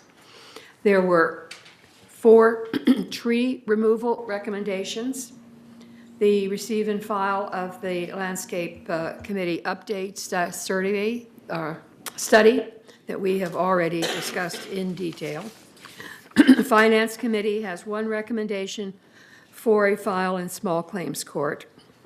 And last but certainly not least, as of January, there are some Sioux state laws on requirements that mutual financials be made available on a monthly basis to everybody, and they will be on the website for that. All of our board members have received a copy in their mailbox, and so we have one consent item that basically approves it. We're not going to go around and do each member individually. May I have a motion, please, to accept the consent calendar? Carl? I'll second it. And the second? Thank you, Director Armandaris. All right, any discussion? I have a question. Item 11B2, since there was nothing attached here, it says, receive and file the oral landscape committee update on the Herbert High study. And I know Cheryl handed out a written material, so should that be changed to receive and file the written landscape committee update rather than the oral? Nobody's giving an oral presentation. Right, well, the oral presentation was the great discussion that we had and the presentation by I realize that. Kurt. That was only because But, of the issue. all right, that's fine. Well, we will take Just- out Or delete the oral. word oral. Yeah. Just delete the word oral. Just delete the word oral. All right, let's go ahead and vote, please, on the consent calendar. Oh, I'm sorry, Sue, you wanted to speak? I understood from the lawyer that we were able to, with a two-thirds majority, add the motion to ban. Did I misunderstand something? You can remove it from the consent calendar, and we will put it under new business and the discussion, and then if there's two-thirds vote to work on it today, that would be there. But no, it's not on the agenda, and we can't really make decisions of things that aren't on the agenda that people have not had an opportunity to review. So are you asking to review, to remove Yes. I am asking to remove it and B2 and put it under new business? new business. Unfinished, or is it new? It's new. Not been on there before, so it will be 13H.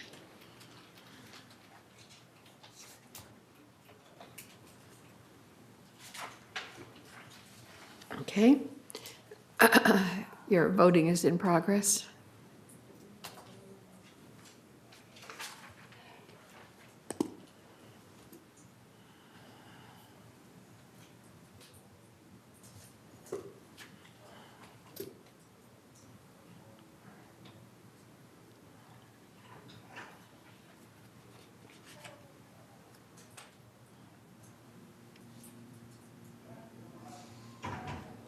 Need one more vote. Director Armandaris?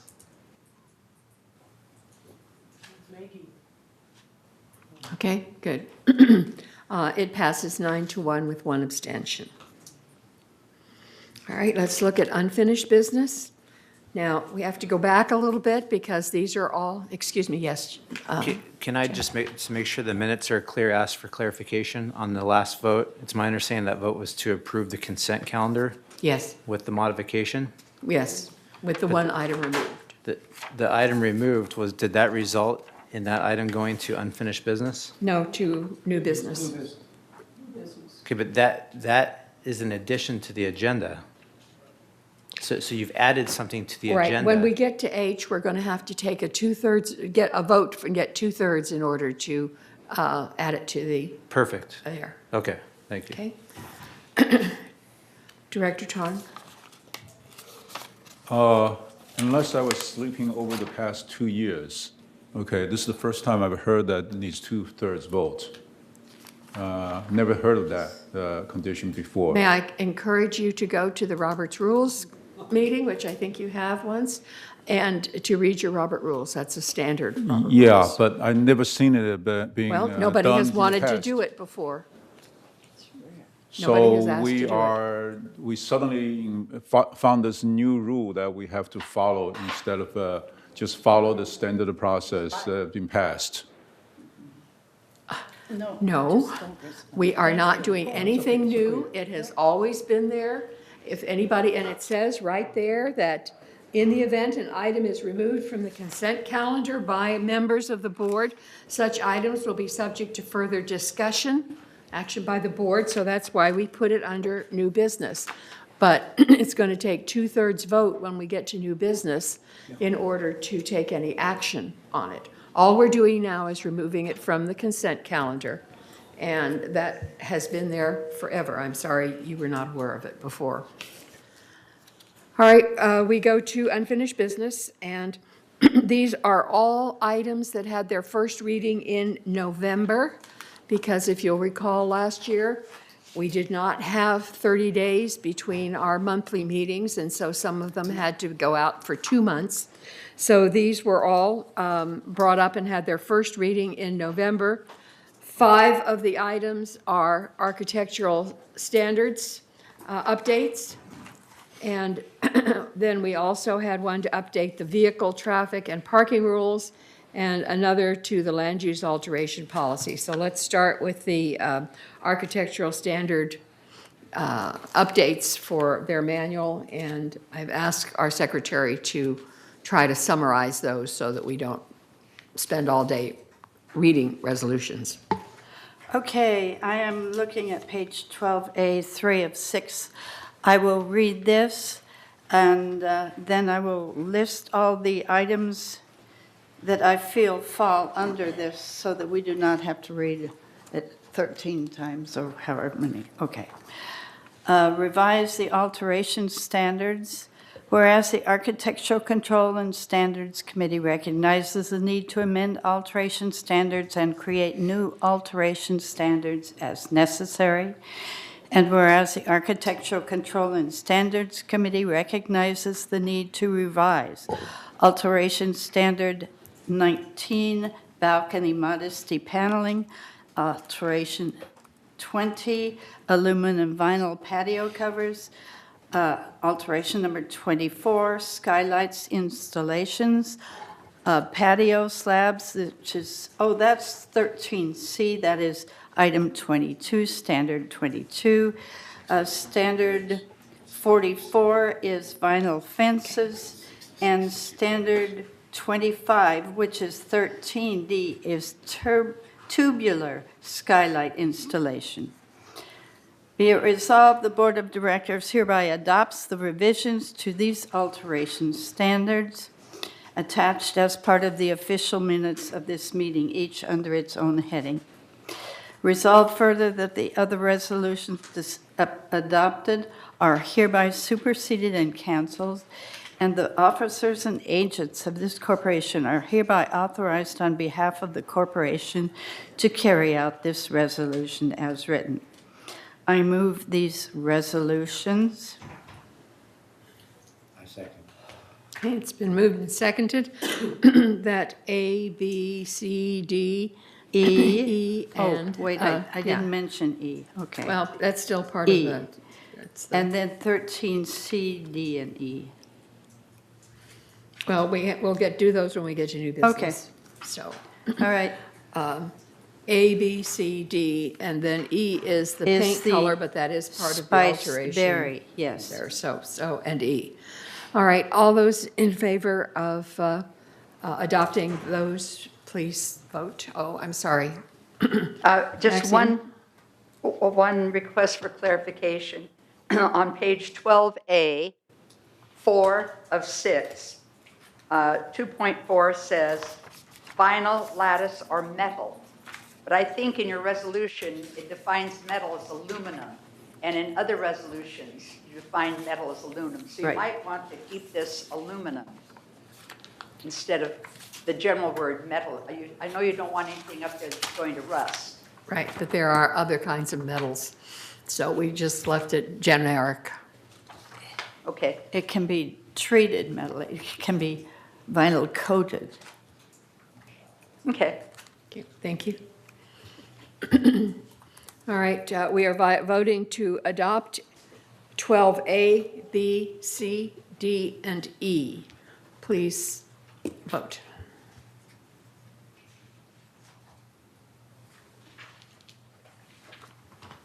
And I guess we're going to have to go through them one at a time, just because that's the way Granicus is set up. Oh. She can override it. Okay, all right, so we'll just vote once. All right, it passes 9 with 1 abstention. All right, now we'll go to F, 12F, entertain a motion to adopt a resolution to update the vehicle traffic and parking rules that was introduced in November. Madam Secretary?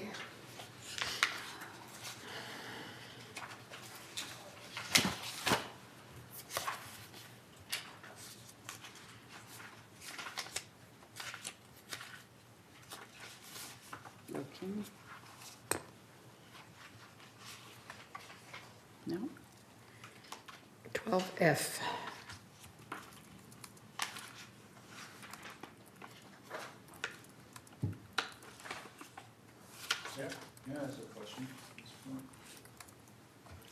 I can't find it. Well, Hand me yours, hand me yours. if it's pertinent to Thank you. the process, what's your question?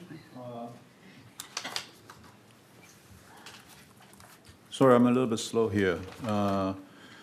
In regard to 12E, revised exterior paint color palette, remember last time mentioned that our current paint color can be purchased only from very This has nothing to limited. do with that, Andre. Please, let's stick to the subject. All we're doing is introducing winterberry, spiceberry, whatever, as a... Spiceberry. Spiceberry as into a the door palette. color into the palette. That's it. As an option. That's what the resolution is. Yes, I was asking if we can do some research on whether some of these colors can only be found in a very limited, as a matter of All only right, that's one something company. that M&C would have to initiate. We do have a subcommittee on paint, and so it probably would have to go through them. But we've already adopted a resolution for the If palette, it agreed is- on that.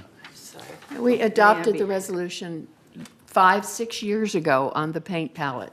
All we're doing now is adding spiceberry as a door color to that existing palette. Okay, Okay. I got it, thank you. All right. Now I'm lost. Okay. This is the vehicle traffic and parking rules and regulations. The traffic rules and regulations are intended to mirror the California Vehicle Code and to adhere to the Davis-Sterling Act. And whereas the Governing Documents Review Committee recognizes the need to amend a portion of the traffic rules and regulations in regards to commercial vehicles, and now therefore be it resolved January 8, 2019, that the Board of Directors of this corporation hereby adopts the revised vehicle traffic and parking rules and regulations as attached to the official minutes of this meeting, and resolve further that Resolution 01-1758, adopted May 9th of 2017, is hereby superseded and canceled, and resolve further that the officers and agents of the corporation are hereby authorized on behalf of the corporation to carry out the purpose of this resolution. I move this resolution. Is there a second? Second. All right, thank you, Director Armendariz. Any discussion? Yes. Yes, Carl? With regard to this item here, while I was reading through it, one of the things sort of didn't make any sense to me, and it just maybe just my mind is not working right. Under page 2, under pickup trucks, it says motor trucks having any of the following attributes are prohibited from overnight parking. And it says on the third bullet, it says more than 2 axles. But then it says a manufacturer gross vehicle weight rating that exceeds 11,500 in single rear configuration or 14,000 in dual rear wheel configuration. Well, the dual rear wheel configuration would mean 3 axles. So they've got them, are we allowing 3 axles in there or what? Excuse me, Madam Chair. You can have dualies in your back tires. You can have a single axle with 4 tires. A single axle with 4, but is that the norm? Single axle with 4, normally? I don't know. Okay, that was just a, All right, we have a motion and a second to adopt 12F. All those in favor or against, please vote on your screen.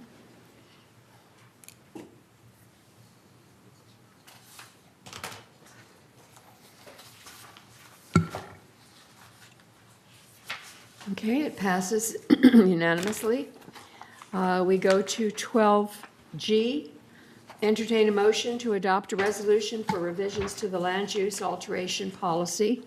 Would you read that for us, please, Madam Secretary? Excuse me, Madam Chair. Yes? I have a correction to this resolution.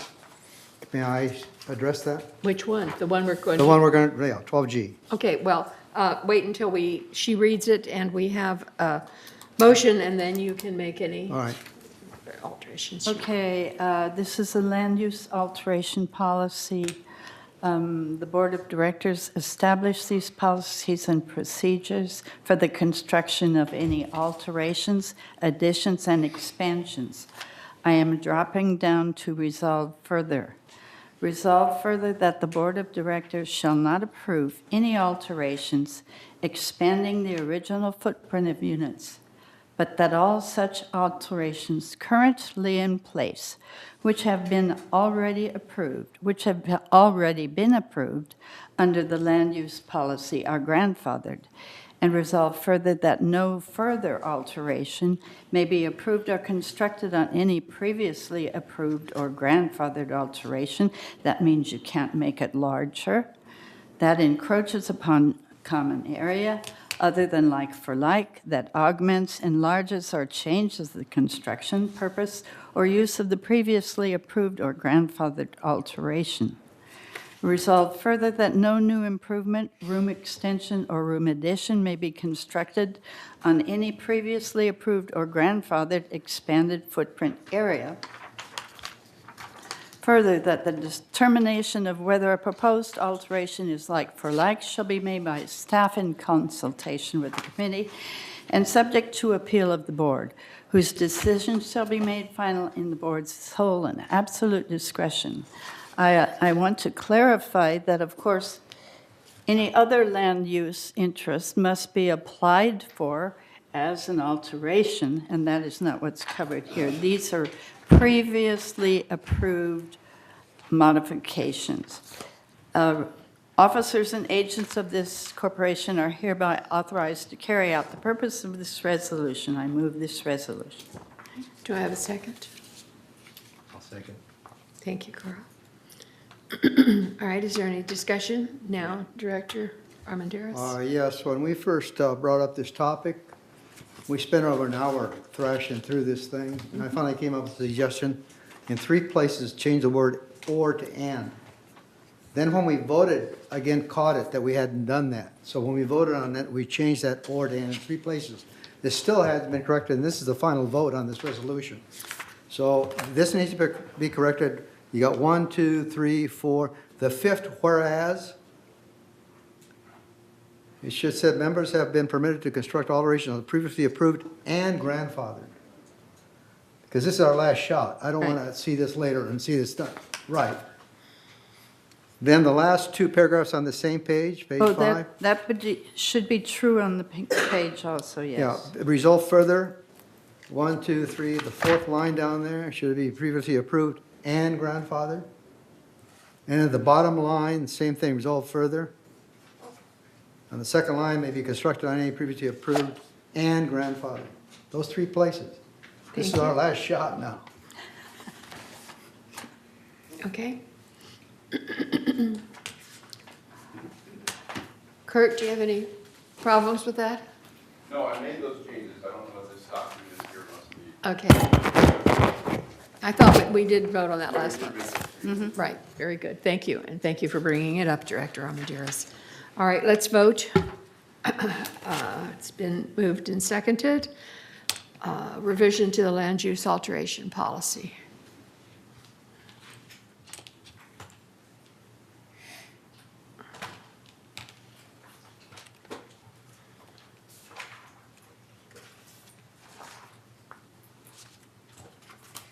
All right, the vote is 9 in favor and 1 abstention, oh no, 1 against it, so 9 to 1, it passes. Okay.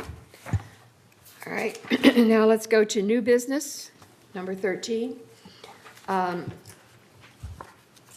We are in January, yay. We now have gone to the new rule of only 28 days being required for member comments, so anything that we do today, this would be the first reading, can go to February for the second reading instead of March.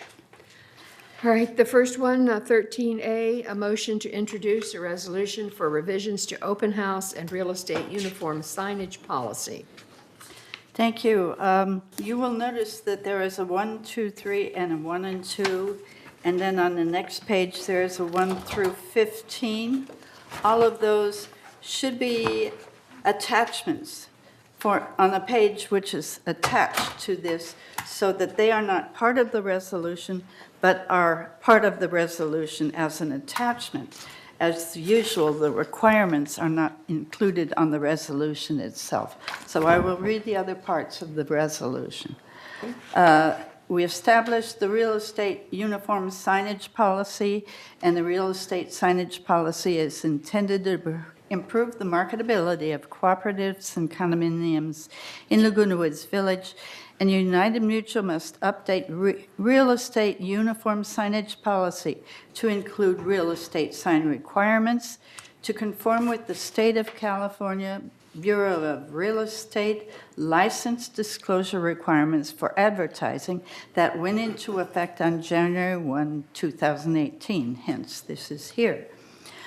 These new 1, 2, and 3 are the code, what the requirements must be according to the code. So we don't need to incorporate the code in our own resolution, just mention it, and that will be the attachment. And it must apply to all types of advertising, including but not limited for sale. These two can also be in the attachment. Then, whereas the Marketing and Communications Division has collaborated with Village Realtors to develop updated signs for real estate signs that incorporate the new requirements, and whereas for compliance with the law lies with real estate agents, the Marketing and Communications Division, working with real estate agents, leveraged this opportunity to modernize the look and visibility of village real estate signage, and the Media Communications Committee reviewed and unanimously approved the updated real estate sign designs. Now, therefore, it be resolved, the Board of Directors of this corporation hereby introduces a resolution requiring the use of the updated real estate designs beginning on May 1st, and adopts the following real estate uniform signage policy. And these will be 1, 2, 3, 4, 5, 6, 7, 8, 9, 10, 11, 12, 13, 14, 15. And those can be an attachment. Then resolve further that members selling their properties for sale by owner shall be required to comply with the same guidelines as real estate agents. And the resident will be billed an amount of $50 for extended gate hours through Recreation Division's reservations contract. And resolve further the Resolution 0-1233 on February 14, 2012 is hereby superseded in its entirety and is no longer in effect. And Resolution 010648 of June 13, 2006 is superseded in its entirety, no longer in effect, and the officers and agents of this corporation are hereby authorized on behalf of the corporation to carry out the purpose of this resolution. I move this resolution. Do I have a second? I'll second. Thank you, Director Armendariz. Any discussion? If not, Wait. I'm sorry. Director Traum? Sorry, just have a question about the last resolve further on page 10 of 13, agenda item 13A. Resolve further, the resident will be billed an amount of $50 for extended gate hours through the Recreation Division reservation contract. And may I ask the reason for that? I'm sorry? May I ask the reason for the second last resolve further? The resident will be billed an amount of $50 for extended gate hours through the Recreation Division's reservation contract. The reason I'm asking that we should encourage the sales, increase the sales volume and increase the property value. If we discourage them, and that doesn't seem to work well with our property value increase concept.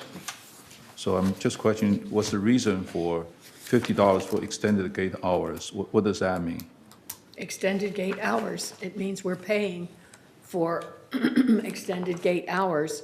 The real estate agents now do that, and they also pay because open houses are often extended.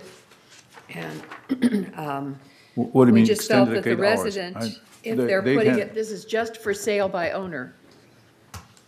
I don't think it's just sale by owner, but the question is, does the real estate agent have is allowed to request gate open extra hours, extended hours?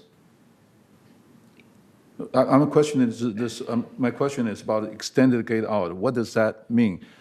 Can the real estate agent request extended hours? If they can request that, yes, I agree that need to pay some, the labor that we put in there. But can they request extended gate hours? Like, for example, they close at 11 o'clock, and they request and say, we need you to open till 12 o'clock. I don't understand that statement there.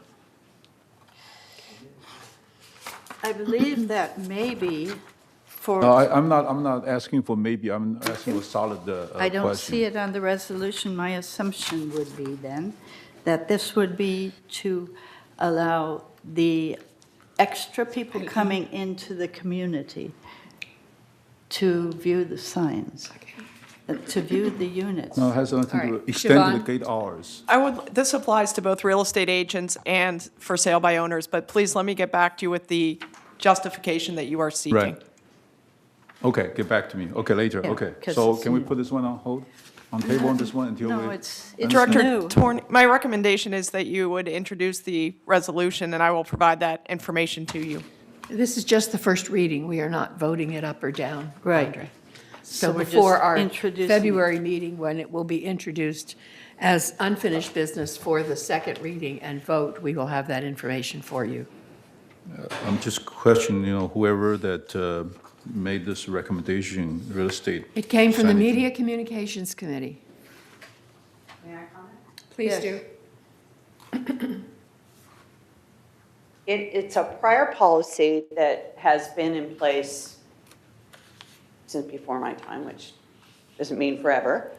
Stone Age. 2012. And I believe that the reason it's there, when I questioned, was, sorry, I ran down here. If a real estate agent is responsible for anyone having to work overtime at the gate, it's supposed to be a penalty for that.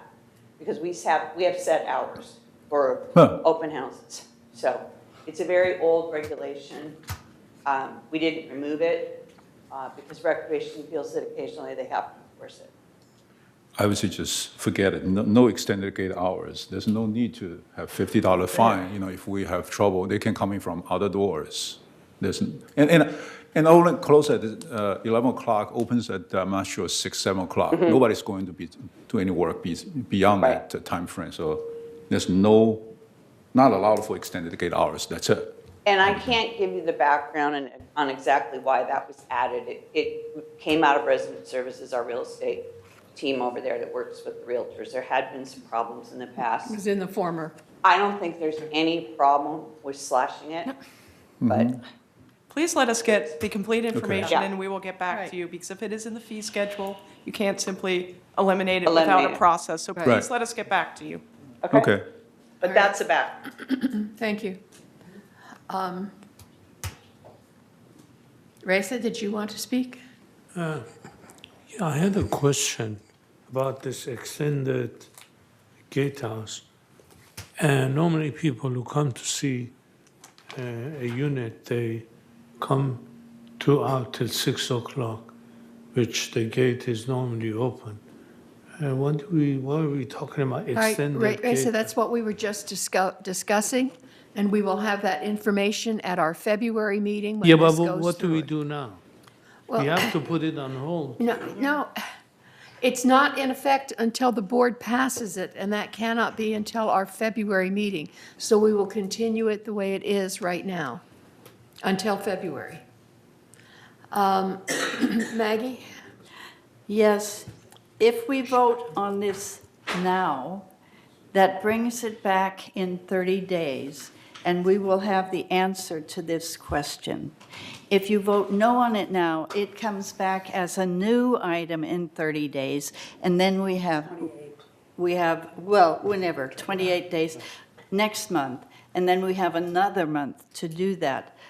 Is your question important enough that we should delay it before our final vote?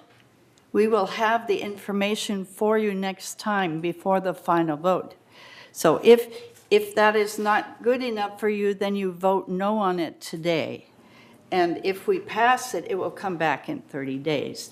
If everyone agrees with you that it is crucial, they will all vote it down today. Okay? All right, Manuel, excuse me, Director Armendariz. Thank you. When they come back with the new language for this, because that's a good question that Andre raised, I hope they define this, because I can't imagine a situation where you want to extend the gate hours, because they're open. You know, any time that a reasonable agent would want to bring a customer, potential customer, into our village. So even if you come up with when you'd want to apply this, it doesn't make any sense that you'd ever want to have this. So that's my input. The only thing I could think of, sir, is if you have to have a second agent because you have so much traffic. But again, I don't know if that's realistic or not, so please let us research it Yeah, and get thank back to you. you. Okay, Carl? So with regard to that, I'm sort of in agreement with my two other co-directors here. Why would we have anybody here after 11? And besides that, some of the gates are opened, okay? And the ones that are not opened, okay, well, then they're closed. Why would we even suggest that we'd have anybody here after the hour of 11 o'clock to look at a house? You know, I think the rules should be instituted. I think you should send this back to committee and have them take the thing out and say, nobody here after 11 o'clock, okay, period. I mean, why are you looking at houses at 11 o'clock in the evening? Doesn't make sense to me. I would like to send this back to committee. That would be my opinion. Next is Ron Bellner.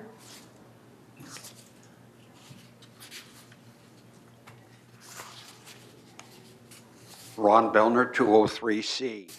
I want to thank the board for bringing up this issue again. We had it in 2010 and 11. Last month, a real estate agent put a sign outside of gate 2 in the open area just before you come in the gate. And then down the Estrada on both sides of the street had directional signs.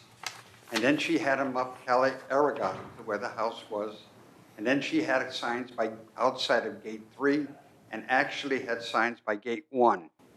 I counted 14 signs. She was not one of our regular real estate agents. A couple years ago, when I checked on how many real estate agents there were over 500,000 licensed brokers and real estate agents in the state of California. And of course, not all of them are working. They may be once in a while people. So we have to get the information out. In the corner where I am,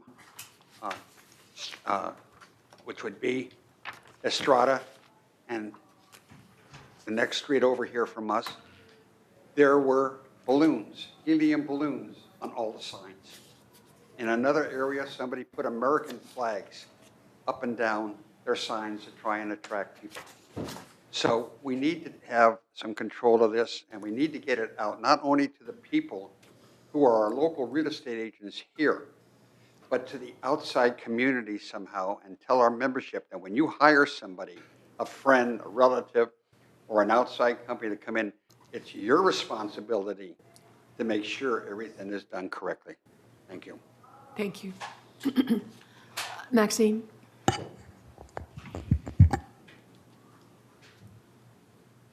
Yes, I'm on the same page, 13A, page 10 of 13.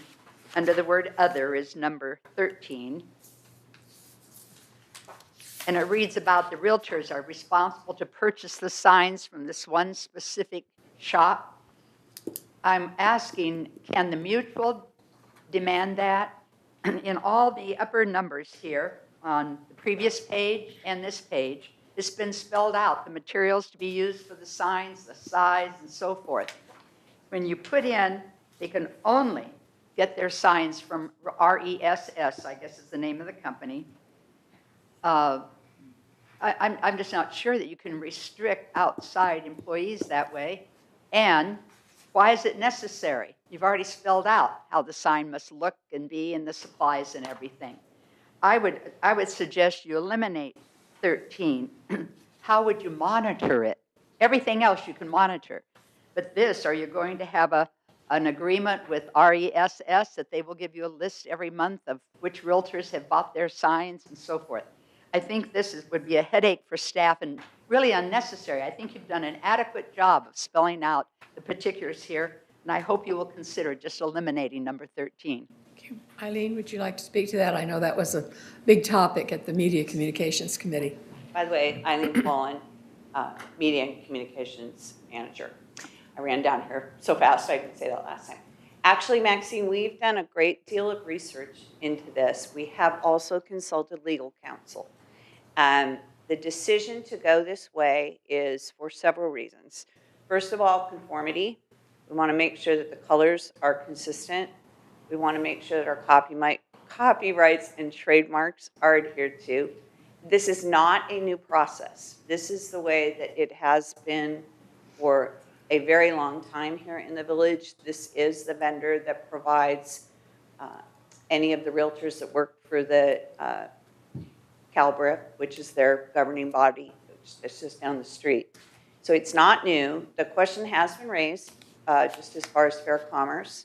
And as I said, we did consult with the attorneys, and the attorneys said, you know what, it's no different than us controlling the color of paint and telling people that if they have to touch up something, they go to X paint store to get that color. So that's, and in fact, it would be very complicated for staff to have to try to manage it if we did not have an agreement, because we would foresee a lot of signs being printed improperly. Thank you. I'd like to call everybody's attention, please, to page 9 of 13. And if you will look at number 4 and number 5, these are the hours that they're talking about, not the regular gate hours. These are the specific hours that open house signs can be present, that they can do open houses. Saturday and Sunday between 10 a.m. and 5 p.m. If they want to extend it to 6, they would have to follow this other rule. Wednesdays and Thursdays between 9 and 2. And also that all of the signs have to be removed by 5 p.m. And so those are the hours, I believe, that we are talking about over here with the extension, if you want it. It's not just the gate hours, it's the open house gate hours. As you all are probably familiar, real estate agents go through our gate just by presenting their card. So they don't have a sticker, they don't have a RFID, those kinds of things. So that's why the rules are the specific hours that they are allowed to do that, and I believe that's what this refers to. Maggie? No, it's been covered, thank you. Okay. Director Armendariz? Oh, I'm sorry. Okay. Director Torn? I heard the explanation from Director Eileen, and I appreciate that makes sense. However, what I'm thinking is maybe we need to set up a specification send it out to the signage company and say, can you meet this one? If you can meet, we'll recommend you. If you cannot meet, then we will not put it on the list. It's up to them to decide whether they can meet our requirements or not. It's not for us to make a research whether they meet our requirements or not. So that's probably a better solution. Instead of we can provide real estate a list of these companies that will meet our requirements. That will probably save us time and give them more leverage on things like that. Second is the number 4 and the number 5 on the page 9 of 13. Open hours, open house signs may be present on Saturday and Sunday between 10 a.m. and 5 p.m.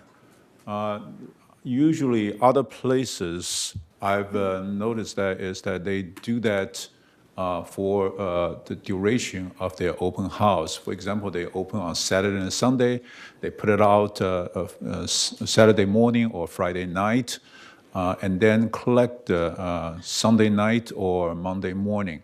So overnight is usually they don't do it. You don't want them to do anything because they are out there anyway, and they need these signs the next day. So you have more traffic going around trying to put these things out and collect these signages.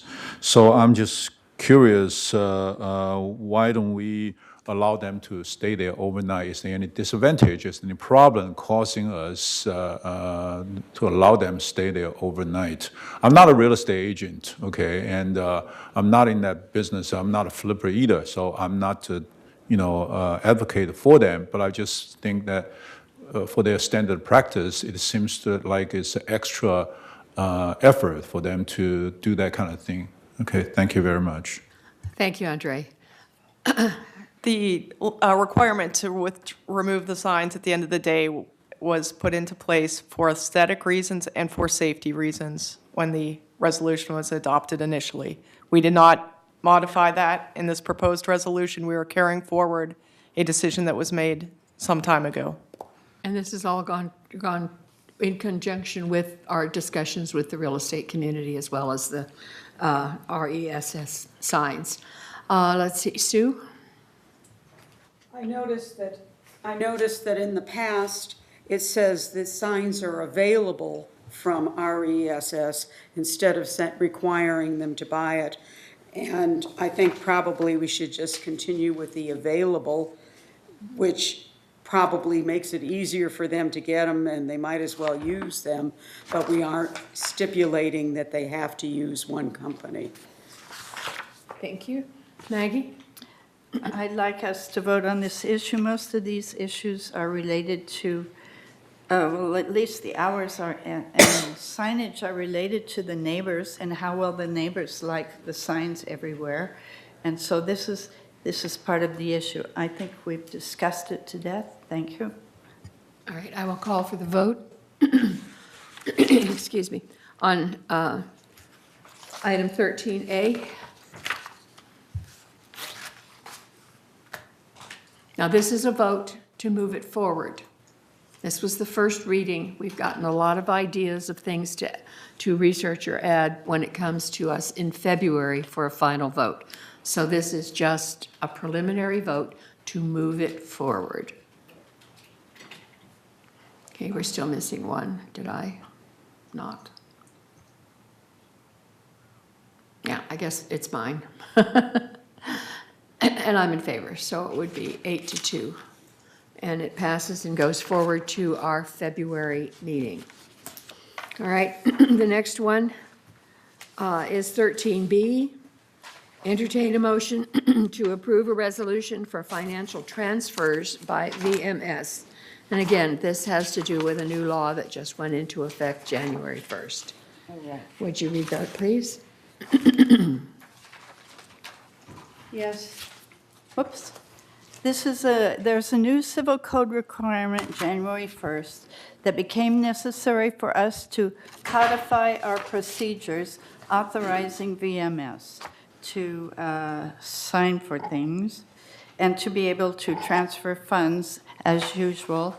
And we need this form, which is present on the back. The certificate says that The above resolution constitutes a resolution of the United Laguna Woods Mutual Board of Directors as duly adopted by a vote of the board in a duly called and noticed board meeting held on this day, Laguna Woods Village in California, and witness I have to set my hand. So I have to sign that.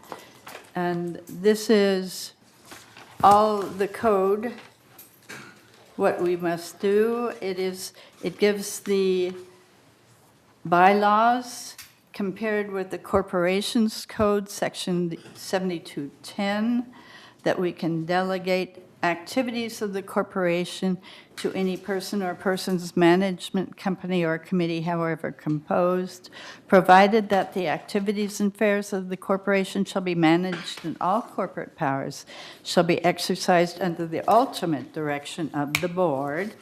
Then Article 2, Section 2 says the books and accounts shall be kept as prescribed by law. Then this, Can summarize it easily Oh, on the okay. staff report. all right, This was drafted by our attorneys, and it's the legalese that we need to do this. right, okay. But this is Right, short the form. new section states that transfers greater than $10,000 or 5% of an association's total combined reserve and the operating account deposit require prior written authorization from the board. Legal counsel has drafted the resolution to serve as a written authorization that reflects current practice and meets the civil code requirements. So all we are doing are saying we will continue to follow the new law because it was our ongoing procedure. So I move this resolution. Thank you. Second? Thank you, Carl. Maxine, you wanted to speak to this? No, okay. All right, seeing no discussion, I will call for the vote.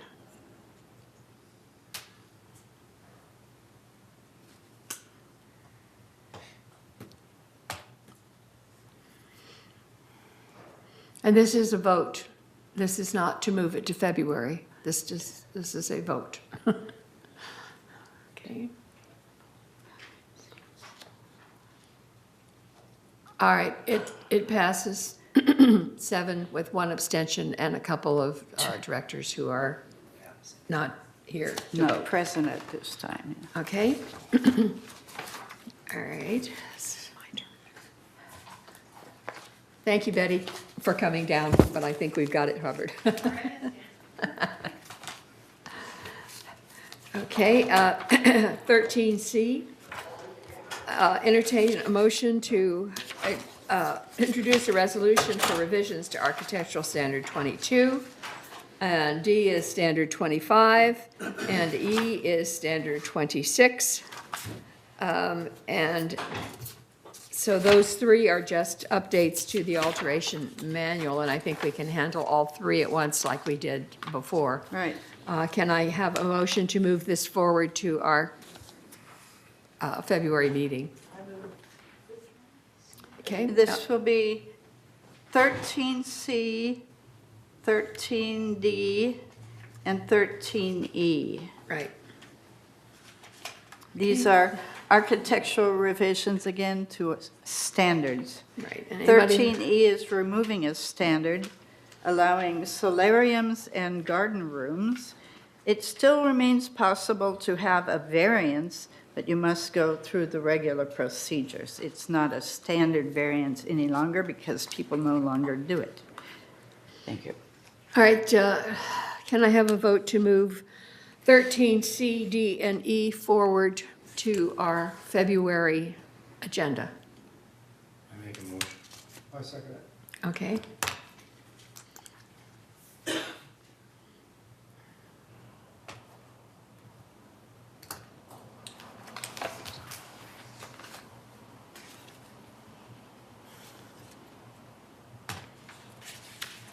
All right, the motion passes 8 to 0 with no abstentions. All right, now we are down to 13F.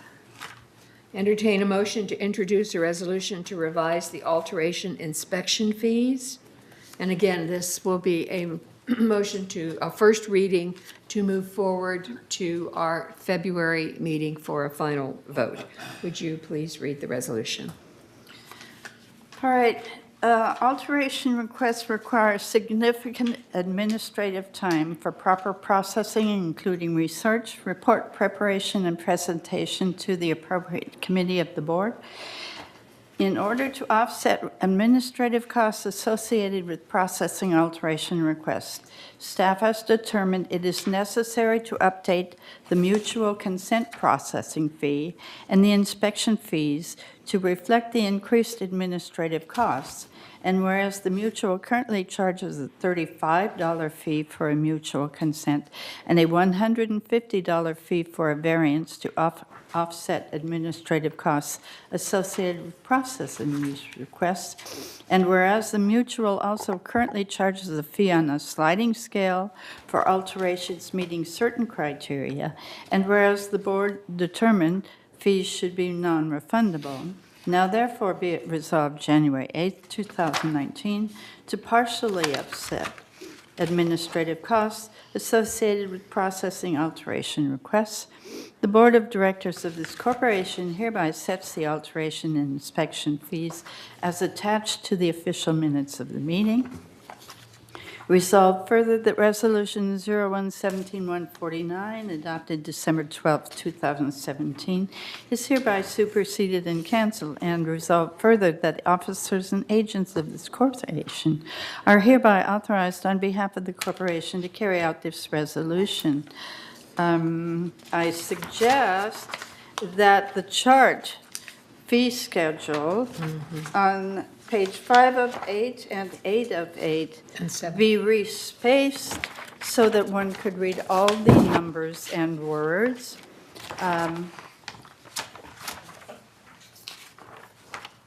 And I move this resolution. Okay. Does everybody see what she's done? The mutual consent for alteration fee schedule on page 5, 6, and 7. Wouldn't be 8 because 8's the 5 resolution. and 8 are the same. Yeah. They are just each printed not quite to fit the page. Right, so the two borders on either side are, And we have added an $8,000 to $10,000 on the right. Some of inspection them fee. cover up the name of the Right. alteration, and some of them cover up the amount of the fee, the last Right. number. So They're a those little will bit be different. corrected when we get it in February. Okay, so it was Maggie. Did I have a second? Did I have a second, Cheryl? Okay. So, thank you, Elsie. All right. If you'll vote on item 13F to move it forward to our meeting in February. May I ask a question? Yes? What was the reason that it's refundable? I don't see why we need to refund this one, but what is the reason for refund?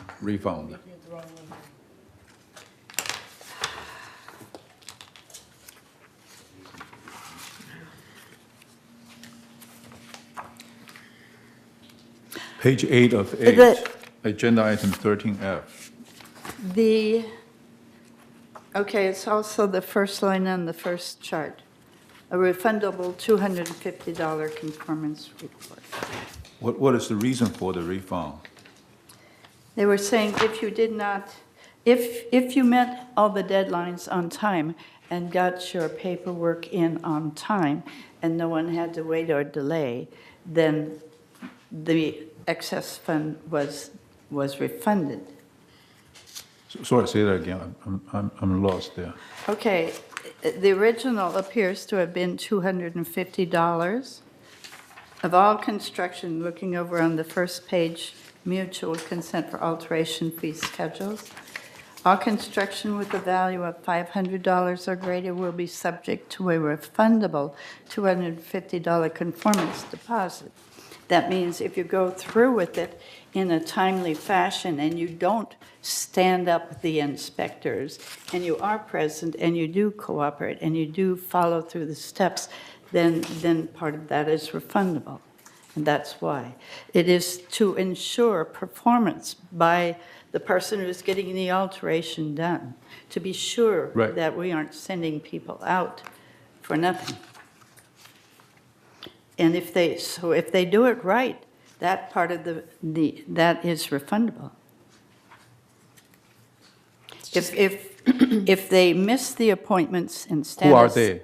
May I ask? The residents. The seller, if the seller misses the appointments, or the owner, the occupant resident member of this unit misses the appointments with the inspectors and with our staff, then they will be charged from the $250 conformance deposit.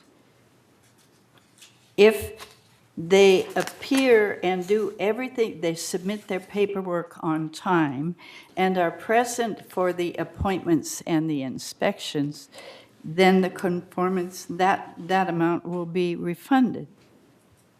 Okay? Okay, Kurt? I'd like to clarify this for Director Tork. You're referring to page 8 of 8, correct? Yeah, yes, Whereas the board determined these fees should be non-refundable. right. Right. Director Blackwell, the conformance deposit is the next item on the agenda. These fees are not refundable. And the reason why they're not refundable is because the administrative costs. The only time people ask to refund these fees that we're talking about is they apply for a mutual consent to do an alteration, then they change their mind and they don't want to go through with it, they come back and they want to be refunded. But we've already spent the time on the administrative cost processing it. That's why it's not refundable. The conformance deposit, which is the next issue, is refundable. But these fees are a one-time fee. You pay at the beginning and they're not refundable.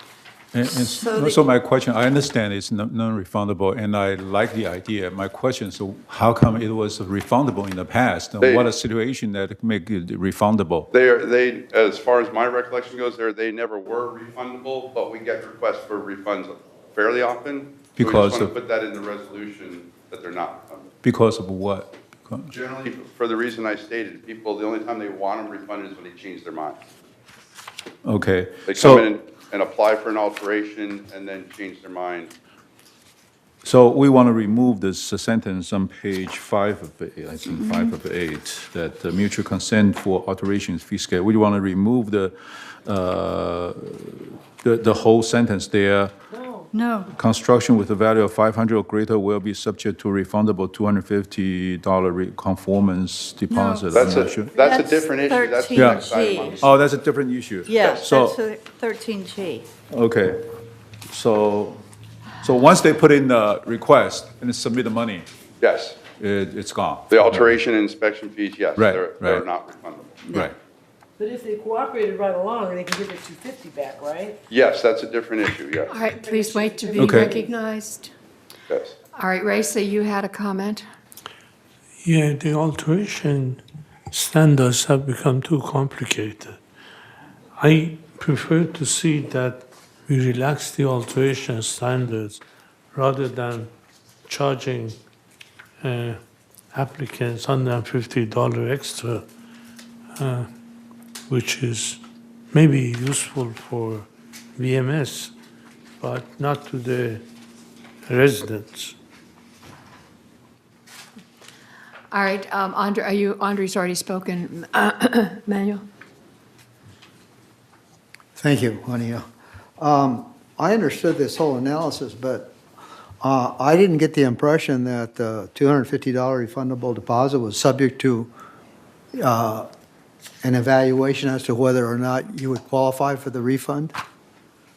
That's the only question I have on this thing. Oh, well, like I said, the conformance deposit is the next agenda item. Right. And that's- Okay, that's so all that'll be stated in that covered there? report.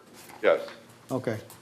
This is just the fee processing. This is just the fee part. Right, Okay. just the Thank you, policies. thank you.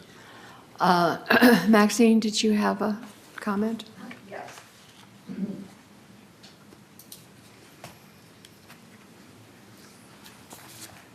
I went through this and I marked the things that I thought would be difficult for most people to follow, and I ended up marking it a lot. I agree with Riza, it's too complicated, that staff who deal with this all the time would have no trouble following this. When I was on the United Board, we always asked, and this is not staff's fault, it's what you ask them to do. We always ask staff on something with a lot of variances like this, with a lot of new charges compared to old charges, to make a chart of what it was previously and then what it would be if you voted in these changes. And then give an example. Show somebody who's renovating their kitchen or making 2 bathrooms out of 1 large one, and show what their expenses would probably be under this resolution that's proposed, or what they would have been before. This just jumps around from thing to thing, and like I say, the people that deal with this all the time, the experienced staff, I'm sure they clearly understand it. But it's very difficult. This is supposed to be something that most residents can look at and understand. Maxine, I call your attention to page 6, attachment 2, which gives the existing fee schedule Page and the 6, I don't see a proposed page 6. Let me inspection. figure out which one that would be. It's on the back of the one with the fee schedule. Page 3, 4, 5, It's 2 little 6. boxes at the top of the page. Proposed processing fee increase analyses. No, No, Attachment 2. it's it attachment 2. says attachment 2. The last page, Yeah, is the old fees. consent for alterations fee schedule. No, it's Attachment 2. this one. Thank you. Thank you very much. Okay, attachment 2. That was last year. It shows the existing fee schedule and the proposed fee But it doesn't schedule. relate to what a resident comes in and wants to do. Well, See, it would have been so much clearer. you're asking to simplify, Maxine. Yes. And yet that would be extremely difficult to take into consideration every different type of No, you wouldn't do every alteration, what different. You they would just give an were, whatever. example. It'd be clearer than just leaving it this way. You know, you people are the ones who know the ages of our residents here and what they try to understand. And staff is all quite new, and they need you to help them get on that same page. And then I looked at something I mentioned earlier, page, the first one here, page 1 of 8, under discussion, the sentence, since alterations are an elective chosen by some members, and that justifies increasing costs and adding costs and so forth. I just suggest you don't use that statement. Because a lot of things are chosen by some members, and they're not charged for their choice. We have a lot of members who choose, they sell their last car, they don't rent the carport, they choose to let their carport sit empty all the time. They're That's not under penalized. this at all. That's a whole different resolution. Well, no, I didn't mean it as a resolution. I just meant the wording here, elective, chosen. We're choosing electives all the time here in this community. So I would just leave that part out. I would just leave that part out.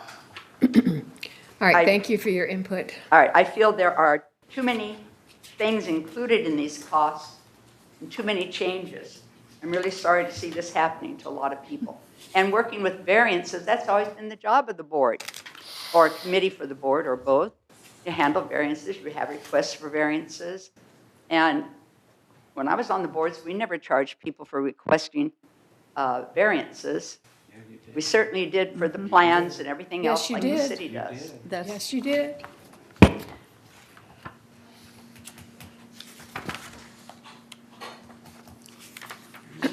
Dick.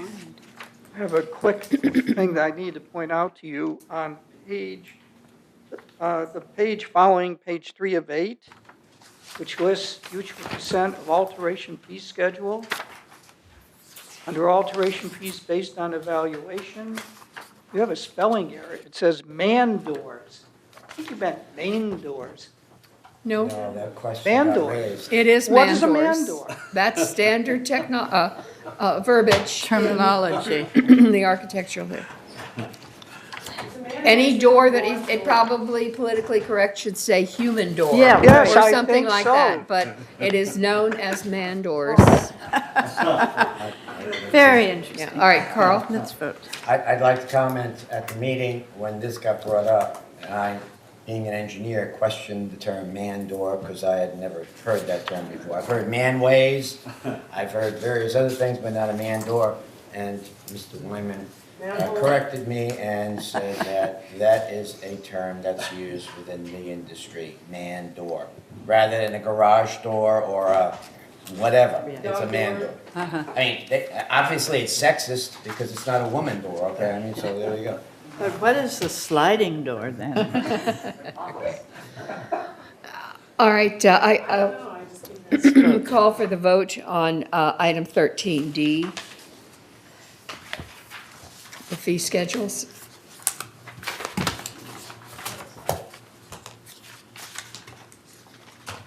And again, this is just to move it forward to the This is- February meeting when we will. This is 13F? Oh, I'm sorry. Yeah, I'm looking at the wrong one. 13F, yeah. I haven't got mine up to date yet. It's 13F. But this is to send it forward to our February meeting.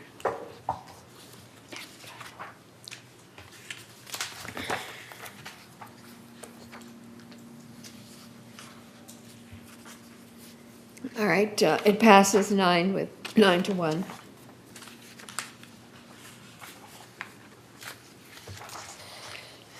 All right, 13G. We're getting there, folks. This is entertain a motion to introduce a resolution to establish alteration conformance deposit. So this is the next step in what we just voted on. Performance deposit. Whereas in order to partially offset mutual costs associated with contractors and residents performing alterations that have damaged mutual property or violated mutual policies, such as illegally throwing away construction debris in mutual dumpsters or not using the proper protocol for regulated materials, and whereas the mutual desires to end the one-year pilot program and establish a permanent refundable conformance deposit for mutual consents and variance requests for alterations, whereas the fee will be required for all construction with a value of $500 or greater, and it be refundable given that the contractor or resident performing the alterations conform to all mutual standards and rules and standards. Now therefore be it resolved January 8, 2019, that in order to partially further offset mutual costs associated with contractors and residents performing alterations to their units, the Board of Directors of this corporation hereby sets the conformance deposit fee at $250. And resolve further that the officers and agents of this corporation are hereby authorized on behalf of the corporation to carry out the purpose of this resolution. I move this resolution. Okay, is there a second? Second. Thank you.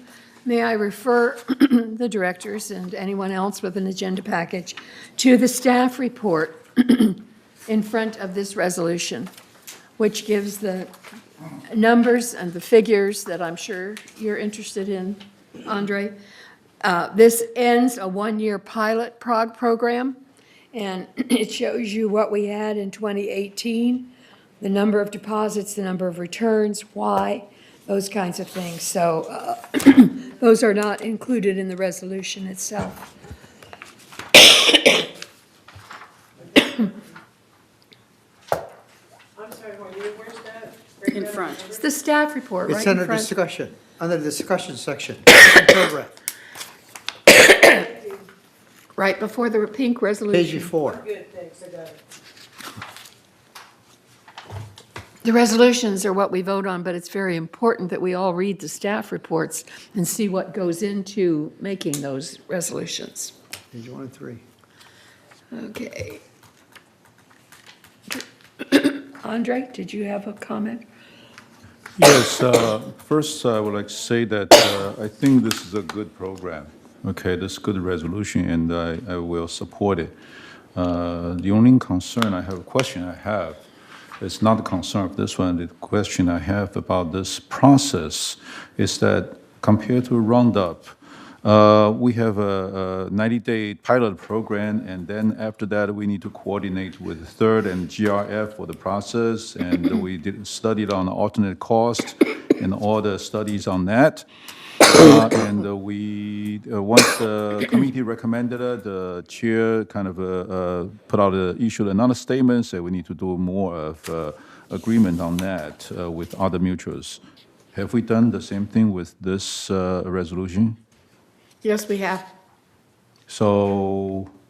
how Third come- has a similar resolution that they will. Yeah, Third has, I understand for Roundup, Third has already made. No, a I'm similar talking Roundup. about this resolution. Yes. Conformity But process. have we agreed with the GRF and? This the has Third- nothing to do with GRF. They do not have alterations. Okay, what I'm talking about is not what they have, but what I'm talking about is the process. Do we follow the same process, get consent from Third and the GRF and then making the decision the same way, rather than some process we're gonna go through this one, some process we just ignore this one? That's not a good demonstration of the board as far as policy is Out of concerned. order. I'm sorry, Out Andre, of but that order. has nothing to do with this.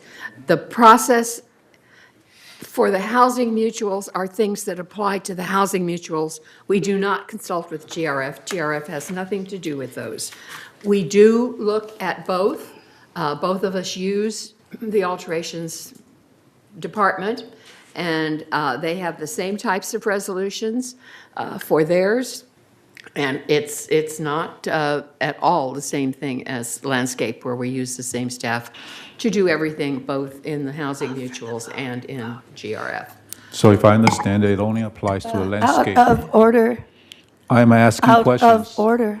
Out of order Out what? of order. Out of order what? Because you're still talking about landscape, and this has nothing to do with landscape. I'm talking about Out procedure. of order, you were not addressed. So I'm not allowed to talk You about were not procedure. called on by the chair the last 4 comments.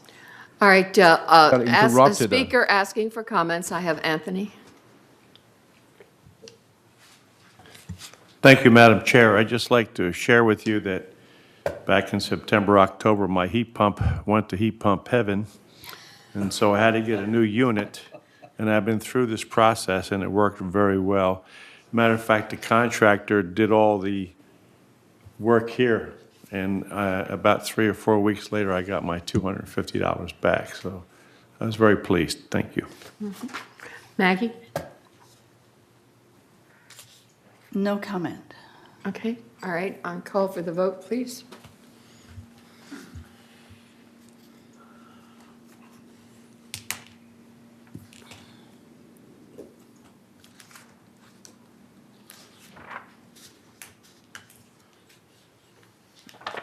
All right.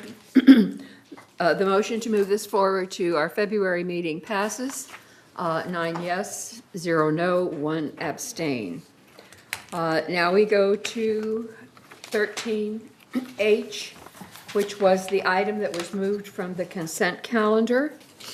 It will take 7 votes to discuss this as new business. We cannot vote on it because it's not on the published agenda. And we cannot vote on it if we do not have it published as part of our agenda. So I will ask for a vote to discuss this as new business, and that would be to move it forward to February. A question, since it was already on the agenda under the consent calendar, and you would have voted on that, what has changed? You just moved it to a different part of the agenda. Right, but it is just receive and file. So There it's- is no resolution, there is no action item, it's just receive and file. Under consent calendar, it was an action item. No, it was not. Yeah, you either vote It for it or says- to turn it down as a block. No. On the consent calendar, it was receive and file. And we voted on the consent calendar to receive and file the report. So if now it's voted down not to go ahead and take action on it, then what happens to that item? It's going to be put on our February. It would move to Agenda. February. Wouldn't be lost. Oh, no, it's not lost. We do not lose things. Not so far. Not so far. All right, is there any further discussion on the Landscape Committee herbicide study, which we are receiving and filing? Let's see. Reza? There was another subject I wanted to talk on this issue. I don't have any question. Okay. Elsie? This is related, could Jeff Microphone. clarify what he said before about the... Please excuse me. I was just wondering if Jeff could clarify, I misunderstood what Jeff said earlier. And I understood if we had 2/3 that maybe we could vote on it today. No. But maybe that's not accurate, so I just wondered if, well, I'm not the only one that understood that, I don't believe. 2/3 votes allows us to put it basically on new business for discussion. As opposed to what? Why did we move it over here? To H? I mean, Can I interject? Yes, please. This is my understanding. Number one, this item was under 11B2, receive and file the Landscape Committee update. There was no action item proposed. That was then removed and put under unfinished business? New business. New business. 13H. 13H. The consent calendar was then accepted without that item. Now we've gotten to unfinished or new business. And the item under new business is receive and file the Landscape Committee update, which isn't the intent. The intent is to actually accept the Landscape Committee's recommendation. That should be number one. So that should be the topic of our discussion as to whether that action item is going to be put on the agenda. Number two, the law is very clear under 4930 of the Civil Code that, and I'll read it, the board may not discuss or take action on any item at a non-emergency meeting unless the item was placed on the agenda included in the notice that was distributed for the members. This was not on the agenda to accept or reject the Landscape Committee's recommendation, only to accept the report. what was the 2/3? So you're right on track. So the next step is to put this for a vote as to whether you want to add it to the agenda. And if so, because you're adding it to the agenda after notice has already been published with the agenda, it requires a 2/3 vote of the board to do that. Thank you. All right, Dick? Thank you. Manny is first. Manny. I'm sorry, I don't have you on my list. I keep looking at my list, I only had Elsie. Thank you. Director Armendaris? Based on that clarification by Jeff, then, I make the motion that we entertain a vote to put this on the agenda as to whether we want to vote to go forward with the recommendation of the Landscape Committee to eliminate the use of Roundup and to fund that with monies from the contingency fund. So that's my proposal for this. I second. All right. Dick? This committee, if you look at the people who have come forth to talk about Roundup, it's a very limited portion of the community. And as was also pointed out, they presented a petition. And some of the signers have regrets relating to costs. This board, many of the board members emphasize that they represent the residents. In that regard, I would ask, what plans does the board have, if any, to find out what the residents want? Yes. Not what you want, or what a small section of people want. What do the residents want? And I suggest to you, before you proceed with anything, that you determine that one way or another. Thank you.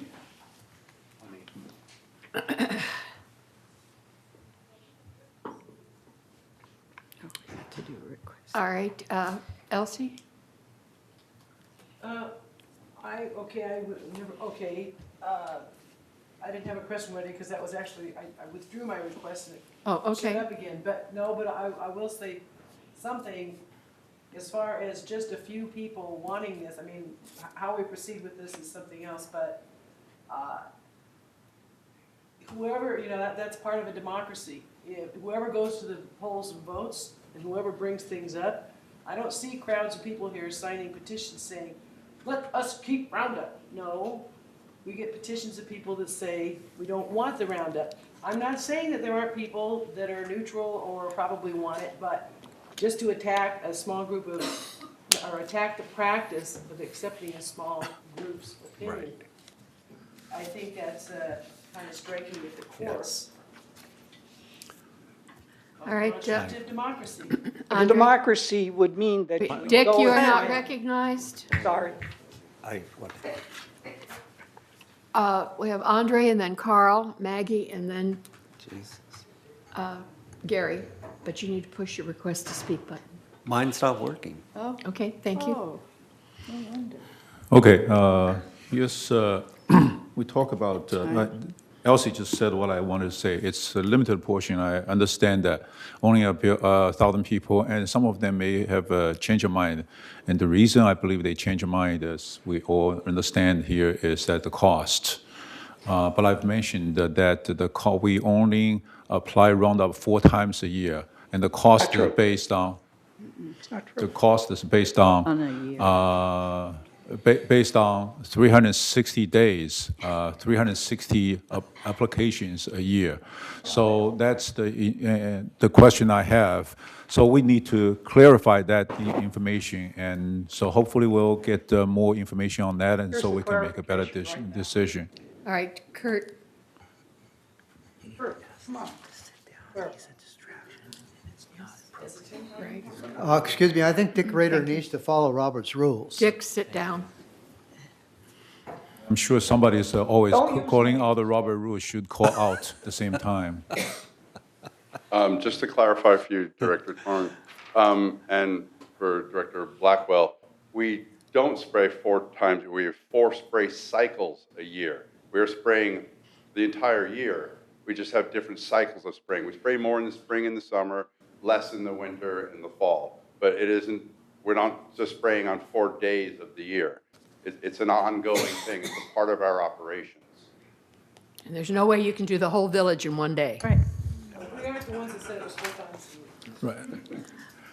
Does that clarify it for you? Yes, Thank you, yes, Kurt. that clarified, but I want to ask a question, how many days do you use 4 times every day during that cycle, or do you do that, I'm not asking you the answer right now. I just want a true figure, a more transparent information that tells us, instead of just say, okay, we spend 1 day, this much money multiplied by 90 days of a cycle, and this much money, and then multiplied by 4 cycles, 360 days. This is how much money. Something doesn't quite jive here. So I'm not asking for an answer. If you have an answer, that's quick. If not, give I us. completely agree. That was my point earlier. Is we need to provide you with more information so you can make an educated decision on this. That was my point earlier. Thank you very much. You're doing a great job. Thank you. Carl? That's exactly what we want. All right, Carl. We do not have an emergency here. We do not have an earthquake that caused buildings to collapse so that we have to get an emergency meeting coming together and specifically make sure that we have monies available in the funds to do this particular work. This thing with Roundup is not an emergency. So therefore, we should follow the processes that this board has directed and what is in our bylaws, whereby on maintenance and construction, if somebody comes up and approves a specific thing that needs to get done, it's got to go to finance first. They then say what the monies are, and then the board has the full picture as to what to make a decision on. Right now, we have determined, we're panicking, whereby, oh, Roundup, it's going to cause cancer tomorrow. And this is not the case. We know that Roundup has its shortcomings. But the thing right now is if we go out of order and decide that we're going to now vote to do away with Roundup without going through finance and going through our due process, we're then violating our own rules. We need to go through finance like we would with M&C, like we would do with any other committee that has something that costs money, then get their feedback, get the feedback from VMS, and then make an informed decision, because we don't go with Roundup. What is the option right now? We're just not going to go with Roundup, so therefore everything's going to grow. Well, no, we don't have an option. We just have a thing where we're not going to do Roundup because it's going to make everybody sick and it's going to cause cancer tomorrow. We don't have a tomorrow situation here right now. We have a situation that's an ongoing situation. Again, this is not something that goes into the air. We're getting more bad things in our lungs from 5 and 405, and where I live on Laguna Hills Boulevard. I mean, there's dust all over my manor, okay?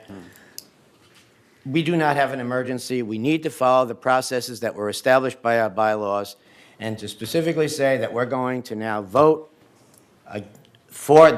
against Roundup without going through finance and the various other processes is really not in accordance with the process that we developed. All right, Maggie? The law, our procedure does not say first. Does not say first.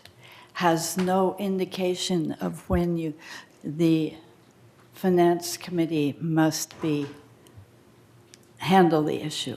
It does not say first. It does not say prior to presentation to the board. It does not say the committee sends their recommendation to the Finance Committee. It does not say first. So that's my interpretation, was that since it did not say first or prior to or after presentation from the board, it does not indicate when this analysis should occur. So I think we need to take that off the table, because without clarification, I mean, this is a legal question. Is there a first there or is it not? It is an interpretation of that. It is not a timetable. It doesn't say before. It doesn't say after. It doesn't say anything like that. Time is off the issue. Finance Committee has a right to hear the issue. When? It doesn't say. Thank you. Elsie? Well, I agree with certainly agree with Director Randazzo, as on most things, as to the finance end of it. And I was wondering I forget now who, I think it was Director Armendariz made the actual motion. And I was just wondering about the part about taking it out of contingent funds. I mean, I was thinking maybe we could take that part off and just pass the rest of it, because then it could go to finance. But then I'm getting a shake of the head from our treasurer over there. But I just want to point out, Director Randazzo, that yeah, it's not an earthquake, and it's not a cyclone, and it's not a tornado. But on the other hand, a lot of people, including apparently the Landscape Committee, have come to the decision that this place would be a better place without it. You know, I mean, we were expecting, or at least the participants today were expecting a vote today. And it was just a little miscommunication that didn't work out, or maybe we didn't fill out. I don't exactly know the ins and outs of why we didn't have an election today, a vote, but we didn't. So no, it's not an emergency, but if we can do it and get it over with and follow the committee's decision now instead of later, I think it'd be great. However, I understand there might be, I thought you just said it didn't have to be first. We could still, because of course finance has to come into it, or does everything have to go to finance first before it comes here? Anything having to do with Monday? Like everything before it comes here has to go to finance first. Well, then what, how did the rumor get out that we were going to have an election today then? I think that's the main damage that was caused. Yes. Thank It you. doesn't say first. It doesn't say. All right. Excuse me, Juanita, mine doesn't work. I keep pressing it. All right, well, I have three people before you, and I did write you down. Andre? I think we are getting into a lot of micromanaging at this point. This is a policy board. We set a policy, say whether we want Roundup or not, and it gives us a justification. Alternative analysis and cost analysis, that kind of thing, belong to the staff. If we have to get involved in everything, then we are micromanaging and we're telling them exactly what they need to do, which is not our responsibility. So our decision at this point, I think, is already clear that we want to eliminate Roundup. It's up to the staff to provide us the information, how much it will cost, and we can come, once they come back, we can criticize and say this estimate, the consideration is not exactly right or wrong or whatever, but it's not our job to tell them exactly what they need to do. There's a procedure there, and we need to delegate that responsibility to the staff. And hopefully, what we're trying to do here is say, we want to eliminate, the decision is that we will eliminate Roundup. And staff, you tell us how to do it and how much it will cost. And let's review your study result and see if we all agree with that. That's it. All right, Director Almendares? I think I need to remind people about some things here that aren't quite accurate. First thing is that this issue first came up July of last year. So it's not something that is urgent all of a sudden. At that point in time, it was then discussed in the committee level and also with the board, and it was approved to do a 100-day study. So time was spent on doing this and staff's efforts. And after coming up with what they thought would be a good alternative, maybe less toxic, there's questions on that. But anyway, according to the staff report, they came back with a recommendation to stop using Roundup. So it's not a sudden thing. They've studied it. They also did a financial analysis that I looked at and reviewed. And I confirmed that based on the information that was in the report, that it was correct, even though it wasn't presented that way at the committee. And as I was discussing this in front of the group at the committee meeting, that was the audience, the question came to my mind that it was based on a daily cost, and it was multiplied out by quarter, and then for a 360-day work year. And that's when the thought came to me, if this has been analysis that's been done on a daily cost, we don't have a 360-day work year. So then I did a second analysis, I hope Kurt has, that reduced the cost from $5.43 to approximately $3.60, because that was based on a 260-day work year, which is 5 days a week, 52 weeks a year.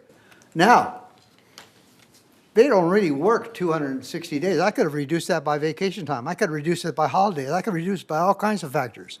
So the analysis has been done. Finance committee wasn't, let's say finance staff was involved in doing it. The landscape staff has a financial analyst to put all this information together. That was reviewed by Betty Parker or somebody in her department before it was submitted to the landscape committee. So the only question that will go before finance will be, what is the contingency fund balance? I know it's over $2 million. And then the other question is, yes, is this report correct? Is it 543 or is it 360? That's all that's going to be discussed. And then the real question is, do we want to do it?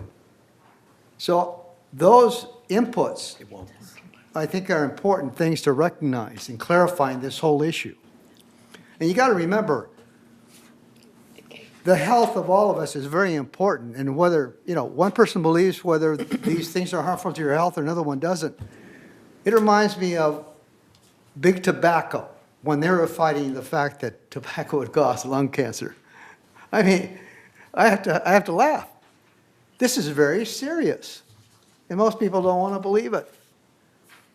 And the sooner we get rid of it, the less we have to worry about the liability we might be exposing the whole village to, of not eliminating something that is a danger to the whole community. So I hope you've listened to what I said, because I think these are real important inputs as to how we want to vote on this issue. Thank you. Director Morrison. Okay, number one, we're at a point where we don't have any clue as to what this is going to cost us. We're trying to put together the figures, and we're working on new figures for United. We need to have figures for GRF, because we've got to spray the golf course with something else. Yeah. We don't touch it. Why? Don't touch GRF and. Why? We pay for it. All right. No discussion. We pay into the GRF We for pay their their assessment. expenses. Okay, so we're going to end up making payments for that. We also share labor with Third. So Third also has to be involved in this, so that we know there's going to be a certain amount of cost for all of us that we really don't know at this point. So I don't even know why we're sitting here discussing something we don't even have a total understanding of. And I've talked to Saban and Eileen, because I've talked to enough people that are not willing to pay the money to do this, that I think we need to have some kind of a vote of the people in the community to see whether they want this or they don't want this. Because I don't think a few people ought to be making that kind of a decision for spending that kind of money. And maybe we need, everyone I've talked to, it's always the ones that want it, it's because they have a dog. So maybe we need a dog tax. New idea.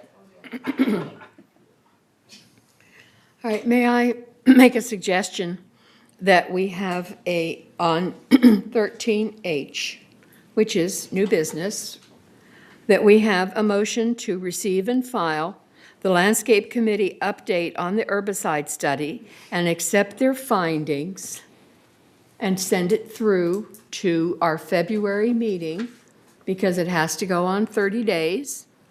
And then we can, at that time, have the Finance Committee report, have any new information that Kurt is able to give us is there. But let's just get through this today. Let's receive and file the update from the herbicide study, accept the Landscape Committee's recommendations, and send it forward to the, Future agenda, to the committee. as a future agenda. Yeah, well, it would go on a future agenda, but that's there, so. Gary? I would like to ask Kurt. I'd like to ask Kurt if it's possible to have all of these figures put together by our February meeting, because if we can't, there's no sense in even. Well, then we still have 30 days anyway. Well, but we can't put figures out there if we don't know them.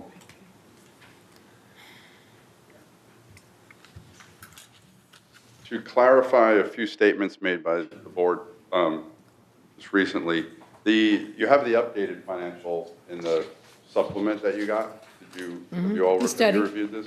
This has been reviewed, and this is accurate. And my point was, is this, we're looking at $589,000 additional per year for this particular product. And the biggest cost of this is, as Director Almaguer has pointed out, is labor. And the fact is that this product needs to be applied 4 times. And from my research and my conversations with experts in the field, there are other products that require less application. And whether or not that fits into our schedule and our continued staffing, we don't have the staffing right now to do this work as it is. And I think we have better options available for our members. I'm not saying we don't So we could rephrase that. I'm not saying continue to use Roundup perpetually. I agree with the board, and I think everybody's in agreement that Roundup needs to be phased out. I just think that what we have now before us is not enough information to make an educated decision for the benefit of our members. Is that clear? Thank you. Great.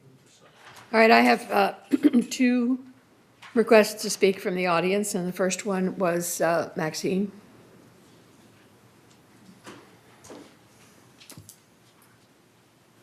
You know, after I asked a question last time and you directed me to look back at the way this item was listed in our consent calendar, nearly everything on the consent calendar calls for a yay or nay, right? Month after month, year after year. This is different. It didn't call for a yes or no. You're absolutely right. It called just for permission to receive this excellent report and file it, not vote on whether you do this or that. And if you read very carefully, especially the last page, staff is not making a recommendation yet. In writing, they are giving us all the information they can on costs, on the products they've tested, excellent photos of how things they used resulted in the appearance of the lawn. And I thought that's what you're going to vote on now, is just whether or not to make this an attachment, you might say, to your agenda. So it's officially there. Somebody goes back months later or years later, they can find this and study it for themselves. Isn't that what you're about? Just accepting it, receiving it, not whether some of it's right or wrong, or all of it's right or wrong, or whether you make a decision today. Am I off task? No, that's exactly what's happening, and it's gotten way out. Way out. Yeah. With various motions that, as our attorney has said, we really can't do because it's not an emergency and it's not on the motion, the action item is not on the agenda. All we can do Jeffrey is pointed that out. receive the report, put it on the agenda for February Right. officially, and notice it. All right, Dick, you were next.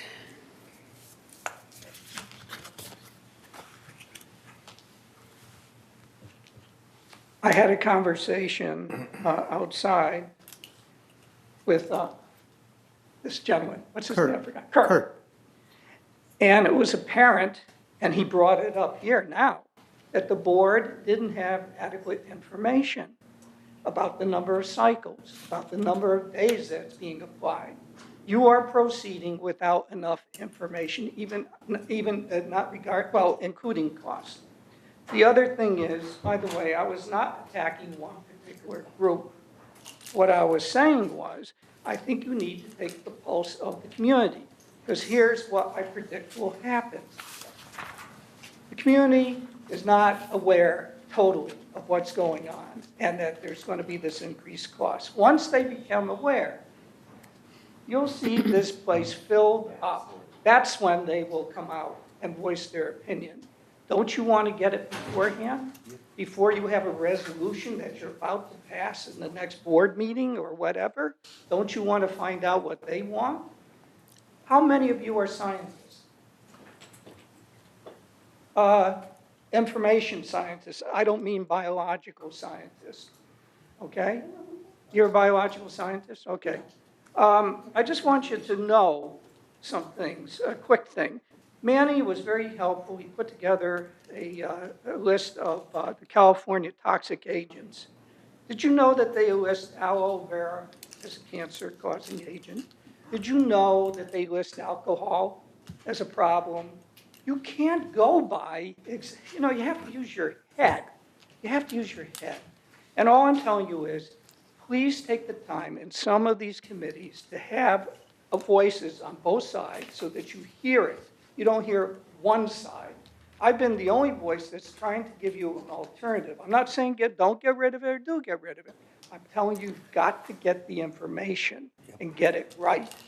And a court decision does not determine whether it's carcinogenic or not. That's just, and as I said, the lawyers are going after non-Hodgkin's lymphoma, not all of it. All right, you've used So your anyway, time. that's, Okay. I suggest you get the pulse of the community. We need 7 out of 10. Yes. All right. Yes, Director Almendares. I proposed a different motion than what you were all talking about. Well, I was going to- based on what our I was going to attorney- ask our secretary to read the motion that's on the floor, and then if you want to change it, you can. Okay. Director Armandaris made a motion, and it's up on your screen, to accept the Landscape Committee herbicide report and move forward with contingent funds to eliminate Roundup. So that is the motion on the floor. Was it seconded? Yes. Okay. The motion was seconded by Director Trong. All right, Carl, do you want to amend it? No, I want to say something first, okay? It's my understanding right now that this motion is not official yet because we haven't got the 7 out of 10 vote to put it on the agenda. Is that not correct? So let's call for a vote. The vote is to put it on the agenda. Yeah, well, that's not, that is the motion right now is to actually Accept. accept it or. That can't be the motion. Exactly, that's Right. my question. I call for the vote. All right. Would you put the voting screen up? And we are voting on the motion in progress to accept the Landscape Committee herbicide report. And that is what the motion is. Let me We clarify. have to vote on that up or down. Let me clarify. Point of order. Let me clarify, There was please. a call for vote. That's a motion. It's a subsidiary motion. It needs a second or it dies. All right, is there a second for her vote, for her motion to call for the vote? What vote? Which vote? That. Jeff's vote or? The one that's on the screen? I'll second it. Wow. And I'm telling you, as United's attorney, that this vote Yeah. it violates civil codes. You can't do Exactly. this. What you can do, I'm more practical, is to modify the motion to put on the agenda the proposed action to accept the landscape committee, blah, blah, blah. So to put on the agenda and then the following motion that's on the screen. That's the action that needs to be taken. Madam Chair? Okay, I move that we revise the motion according to what Jeff has recommended. Point of order, point of order. You have a director here that called the question, called for the vote. It's a subsidiary motion. Do we have a second? If we have a second, Oh, we then we didn't, need it to. died for lack No, of, he's oh, he correcting got it. the second. Our attorney is correcting it, No. correct? Correct. Okay. I move that we adopt the motion with the language that Jeff Beaumont has proposed. To put it on the agenda. Put it on the agenda. Put it on the agenda. Gary? I just want to remind everyone, when we decided to raise room rates $1 or $2, we had 1,000 people converge on this boardroom. Is there a point of order? Oh, this is discussion. It pertains to this. We had 1,000 people converge on this room. So what do you think is going to happen when we start assessing people 3 or 4 times that, which is what it's going to end up being? We don't know.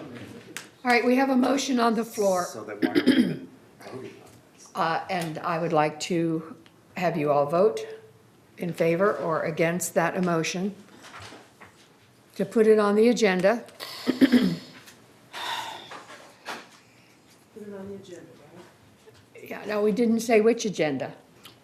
The It has to current be- agenda has to be 13H.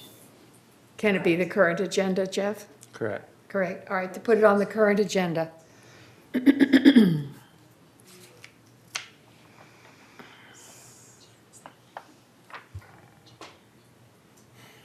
Put on this agenda. Yeah.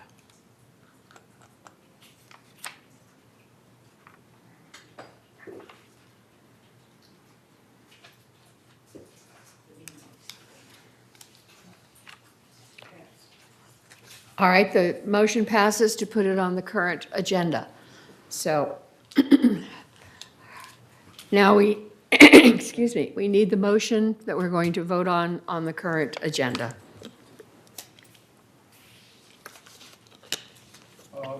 Director Armandaris, we need a motion first. I move that we vote on the agenda item that we just added. I call for a vote. Offer second. Need a second. We need a second? I second it. What is the motion? That we vote on the agenda item that has just been added. To accept the, File landscape committee update on the herbicide study. Is that what you're? no, that's not what his motion was. So what Read Mr. the Armandaris' resolution motion for the agenda item. is to now vote on the agenda item that was just approved to be placed on the agenda. Now you're voting on either approving it or denying it. And it was on the screen. If we could put it up on the screen, it'd probably help. It just becomes an agenda. Can you clarify your motion, please? Okay, I am calling for a vote on the agenda item that was just added to new business. I've got a question. Accept the report? Is that what you are, Yeah, I'm calling for a vote. to accept the landscape committee herbicide report? About it, are you saying And to Sue eliminate? seconded that motion. No, he doesn't say it. All right, we have a motion to accept the landscape committee herbicide report. It's been moved and seconded. Jeff? I just want to clarify, Cheryl, you're taking notes, I'm not, but my understanding is that wasn't Mr. Armandaris' motion. It was to accept the landscape committee's herbicide report and to use contingency funds along the line. There's additional language that was up there. Yeah, that isn't correct. That's not what his motion is. I just asked him if this was his motion, and he said yes. Well, I thought she had the language.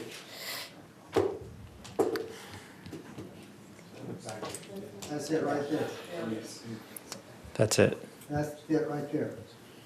Accept the landscape committee herbicide report and move forward with contingency funds to eliminate Roundup. Yes.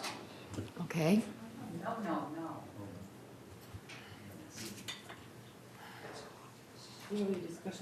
All right. Is there a second? Carl? I'm looking for speakers here, sorry. Just to clarify, the motion was seconded by Sue. Ms. Margolis, right? And now it's discussion. All right, Carl, you're first. When we accept this report as is, it specifically talks about in the report to use these other things. No. These other herbicides, organic. But these other herbicides, we're not really, those are the only herbicides that was checked in this study. And my friend, Mr. Wyman, at this meeting and at other times has indicated that there are other ways to obviate the use of Roundup. And there was a comprehensive study that they were going to do to see how that would happen. The use of these particular herbicides that are the organic, quote unquote, okay, which are really not, you know, they're probably detrimental to your health also, are not the answer. He's saying that's not the answer. So right now, to specifically accept the report as is, we're tying his hands and saying that they have to use the only stuff that's in here, which is this other stuff that they mentioned in the report. It does say that. It does. It says that. And under the circumstances right now, if we're going to say we're going to stop the use of Roundup, then we still need to keep it open as to what we use to replace it. Juanita. All right, Gary, you're next.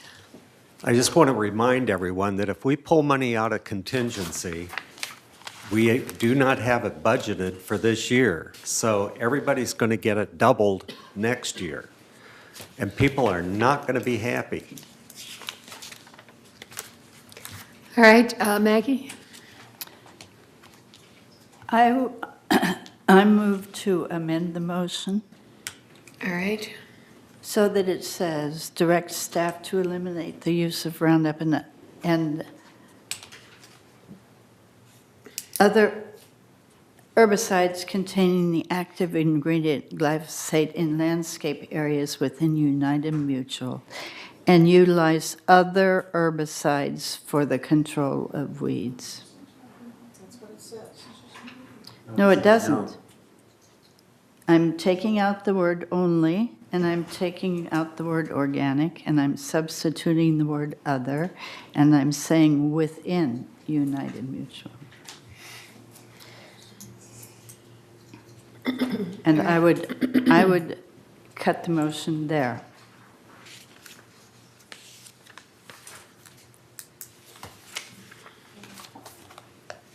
Okay, let's see. Did you get that, Cheryl?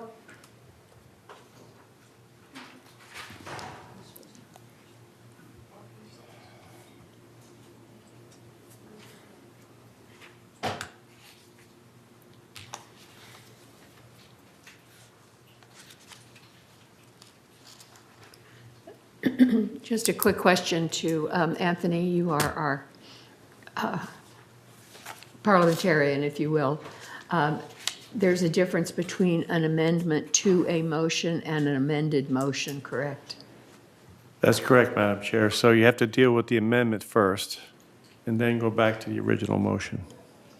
Okay, but if she has a completely different motion, it would be not an But we amendment. can't have two emotions on on the floor at one Right, time. so we have You to can vote amend- down You can this one. amend a motion, and you deal with that amendment first, and then you go to the original amendment.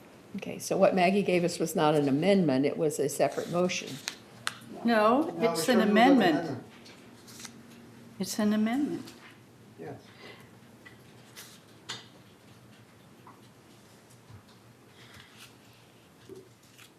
All right, would you read that, Cheryl?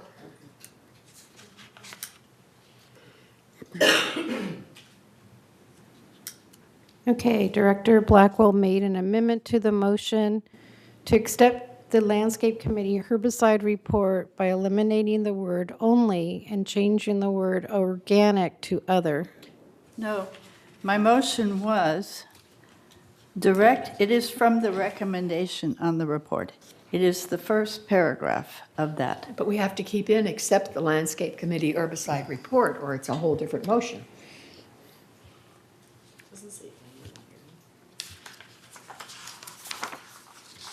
Well, we accept the report and then direct staff Okay, all to right. eliminate the use of Roundup and other. That makes an amendment, but you have to keep in the first part Okay, in order to have it the same motion. all right. So we accept the Landscape Committee report. And we direct staff to eliminate the use of Roundup and other herbicides containing the active ingredient glyphosate in landscape areas within United Mutual, and to utilize other herbicides for the control of weeds. I second that amendment to the motion. Gary? I would like it in the minutes that this has not gone through finance, has not been discussed, and therefore, Recommended. I want to make it well-known that I am not going to take any responsibility for this, and it's going to, believe me, it's going to blow. Well, may I suggest, Mr. Treasurer, when this is voted on, if it passes, you make a motion that it be referred to the Finance Committee before it comes back to the board for final, because this is still first reading. It's not final vote. Madam Chair? No. Let's see, Arisa, you're next. Yeah, there's one thing on this report that I'm not quite sure. It says future use of other product and tank mixtures. What is tank mixtures here? Is a method of mixing it or? Kurt, would you like to speak to that, please?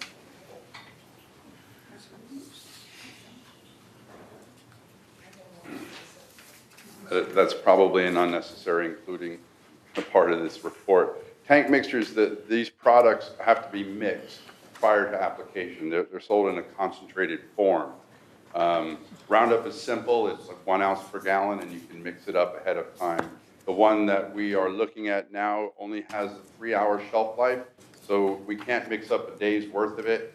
and spray for the day. We have to remix every 3 hours, or it turns to goo in our equipment. We have to test the pH level of the water prior to putting it in and post putting it in. It's quite a process. So it's referred to as a tank mix because you mix it in the tank of the spray. Okay. Okay, thank you. Okay, I'm sorry, Jeff, did you want to speak? I just wanted to quickly interject just to make sure everybody has as much information as possible.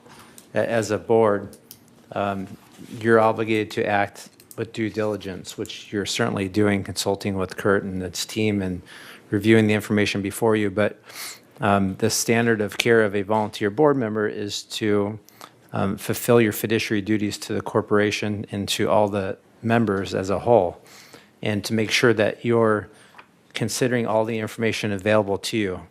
And so in making this decision and many more regarding this issue that will follow, whether today or in following meetings, just make sure that you ask yourself before you vote, one way or another, do I have all the information that's reasonably available to me?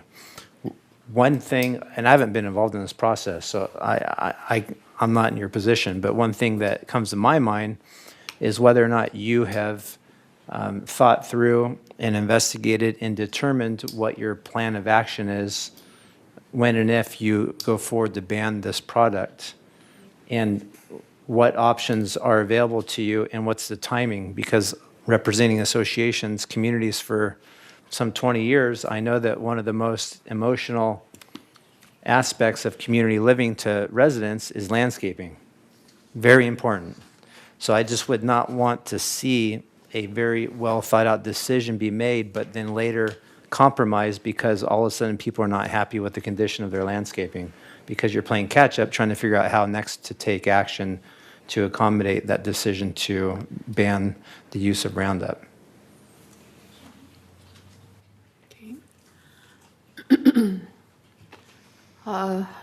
Sue?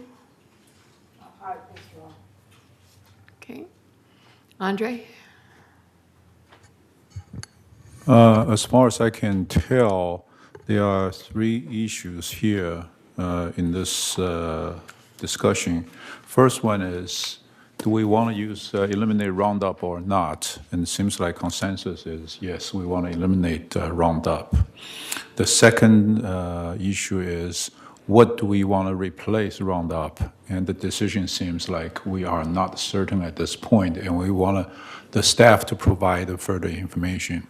The third issue is cost issue. We don't know how much, and it seems like the 90-day study gave us the wrong information, and that caused some kind of confusion.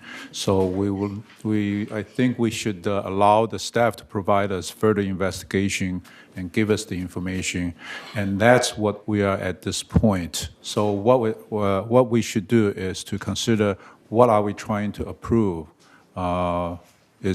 Do we want to approve all three at the same time, or do we want to just let the uncertain issues go and focus on the policy?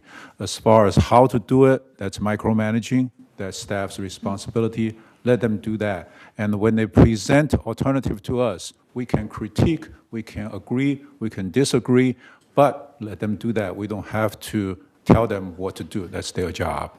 Thank you very much. All right, Anthony, did you have a comment? No. You already did yours, okay. Yeah, I know, my list doesn't go there, so. Director Armendariz? I just want to make sure that everybody understands all these things that have been brought up and the numbers and so on. The last official report is this right here that was handed out. These are the recommendations by the Landscape Committee. I have now compared the numbers to the analysis I did because the one that was actually handed out at the meeting was incomplete. There's no differences. We're still talking about, for United only, an increase of $405,000 additional cost per year. Not $590, not whatever. Additional, and that's $5.43 per month. Okay? So that's where we are. Now, if further information comes along later because of uses of alternatives or maybe efficiencies developed and so on, then that'll be different. But this is the official report that was presented. It's still no different. That's what we're talking about here. That's what we're voting on. Thank you. Wait. All right, sorry, Maxine first and then Dick. You know, I hope you'll just simplify this motion and just add this to the records. So you have this information when you're going over this again in the future. To get this involved at the last minute here of the meeting practically, and then want to vote on your position without any of the people here who would like to be here to hear that, I think is wrong. You want to put off your decision-making till earlier in a regular board meeting where people know ahead of time that it's going to be decided at that time. Just add this information. It's excellent. And staff does say such and such is a viable alternative. We would be happy to do this. We can do that. However, we must warn you, it will cost $600,000 a year. That's $600,000 in the budget every year ad infinitum. Doesn't go away in a year or two. So they've thoroughly studied everything. They're not saying we think you should do this. They're saying we're happy to do this, or we're happy to follow this, but we're just trying to make you aware of the facts. And they've done a really good study. So this will give you a chance. You probably all got this today like I did. Give you a chance to really go over it. It's an excellent report. And it really satisfies the need. We have the need for information. The need for information. I hope you'll just add it to the agenda officially so it's in the records and let it go at that for today. Thank you. Juanita. Yes. I've got a Director question for Morrison. Kurt. The figures that you gave us, are those just United, or are those also a portion of what we'll be responsible for GRF? This is just United. That's what I'm saying. So this is not in total. We're going to have more costs than this. Not we. Yes. If what? If GRF decides to do so, Bob. Right. We don't know that yet. We don't. We Yeah, take over let- their assessment. let GRF All right, decide what all they right. want. We know discussion. The last one is Dick Rader. I want to follow up on Maxine's comments. The agenda, as published, gave no indication that you were going to vote on elimination of Roundup today. It just simply said, approval of resolution to file, oops, wrong thing. Where's the thing? You're just going to approve the committee report. Receive and file. Yeah, receive and file. Is this an appropriate procedural process whereby it was not in the agenda, not published, and the community did not know about it? What is the proper procedure, may I ask? The community did not know about this. Jeff? I'll just reiterate, I explained the Open Meeting Act previously about the two-thirds vote requirement for any new item to be placed on the agenda after the notice of the meeting and original agenda had already been posted. So this is a proper procedure. And we did that, and we had a 2/3 vote to place it on the agenda. All right. All right, the motion to be voted on now. Just one quick comment. Yes, Andre? I totally agree with Dick on this issue. I think the statement is receive and file. I think the argument is there is no action on this receive and file. And we had already had a 90-day test. Why is there no action? And why is that we have to suddenly get all the agreement on all other mutuals? So that was the question. Okay, and why is that only one person's decision rather than the committee's decision? So that is the one issue. As far as funding is concerned, contingency fund is for some unexpected expense. Doesn't have to be a disaster or anything like that. And this one, if it's unexpected, then it falls into that kind of fund purpose. So that's my comment. All right, are we ready to vote on the motion that's in progress, please? This is the amendment we're voting on. Oh, we're voting on the amendment, right. The amendment to the original receive and file.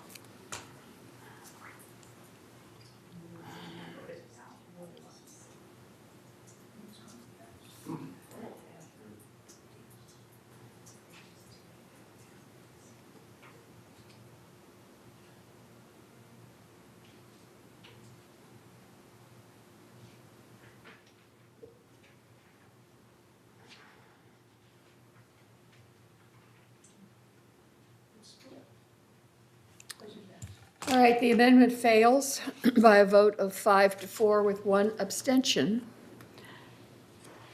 So we go back to the original motion, which was to receive and file the Landscape Committee update on the herbicide study.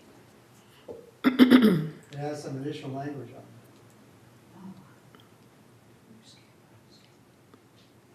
it. Cheryl, can you pull that back up, the original motion? That wasn't accurate.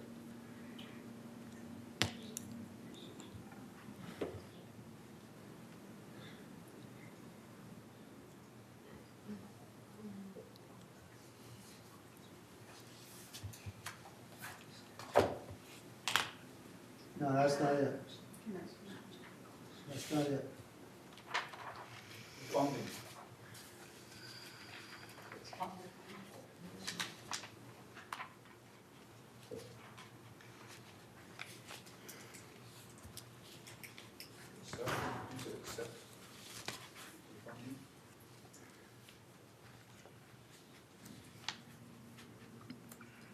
It was to accept the Landscape Committee's recommendation. Right, and to approve.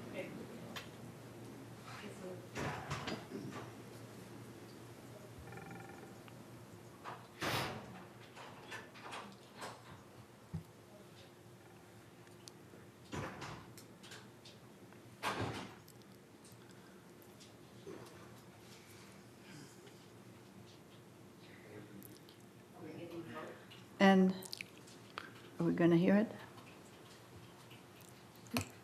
We need the rest of the motion in progress, which was to accept Landscape Committee's recommendation.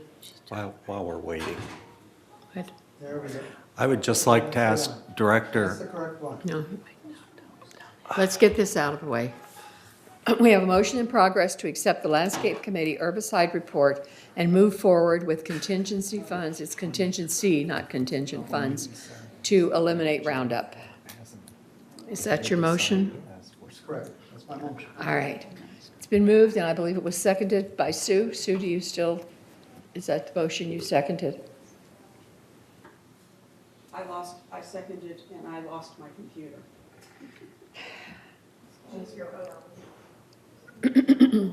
Yes.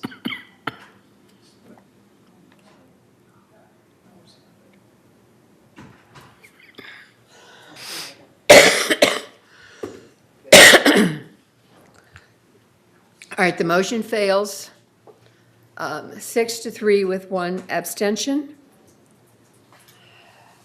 So, well, that does it.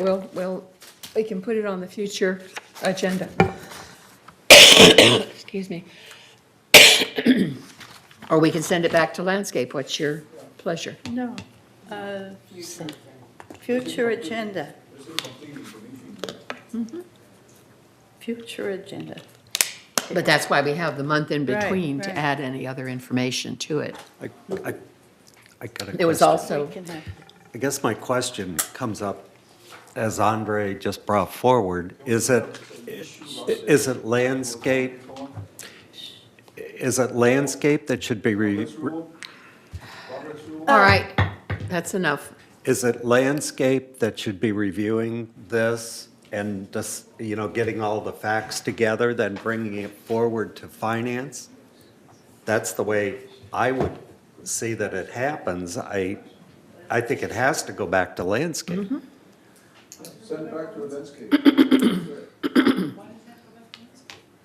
To get all the information. Get all the information. All right, and then we will put it on our February agenda. Mr. Armandaris? There seems to be, again, some additional confusion being added in here by certain directors. After the last official act on this issue at the Landscape Committee, certain recommendations were made. Maggie appeared on TV and confused the issues with some descriptions. Okay. The chairperson of the Landscape Committee made certain presentations on TV that conflicted with the report. Then there was an article in the letter to the editors about going forward with a program involving all the mutuals. That has no authority. So we seem to be trying to send this back when Landscape has done their total study on this at this point. That was only 3 weeks ago, December 13th. So I don't know why it should move forward from here to finance and get their input in time for the next meeting. I don't think it needs to go back to Landscape. They're not going to do anything new. They've done their test run. They've done the 100-day test. They've done their analysis. Kurt just gave a handout that conforms with the findings at that December 13th meeting. So what's going to happen between now and the next 3 or 4 weeks? That's going to be additional input from the Landscape Committee. I Nothing. believe Kurt said that he had further things to do. He did not Well, can we have him recommend speak this. again? See what he's going to.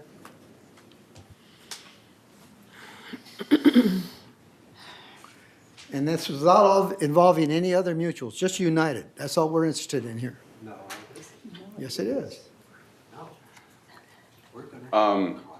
In the report, it mentions that let me take a step back. We've been in contact with the City of Irvine and the various organizations.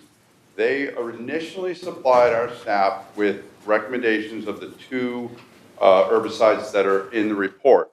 After we started the study, they gave us additional information about other products that could be used. So to maintain the integrity of the study we had in progress at the time, we kept using the products that were originally recommended to us.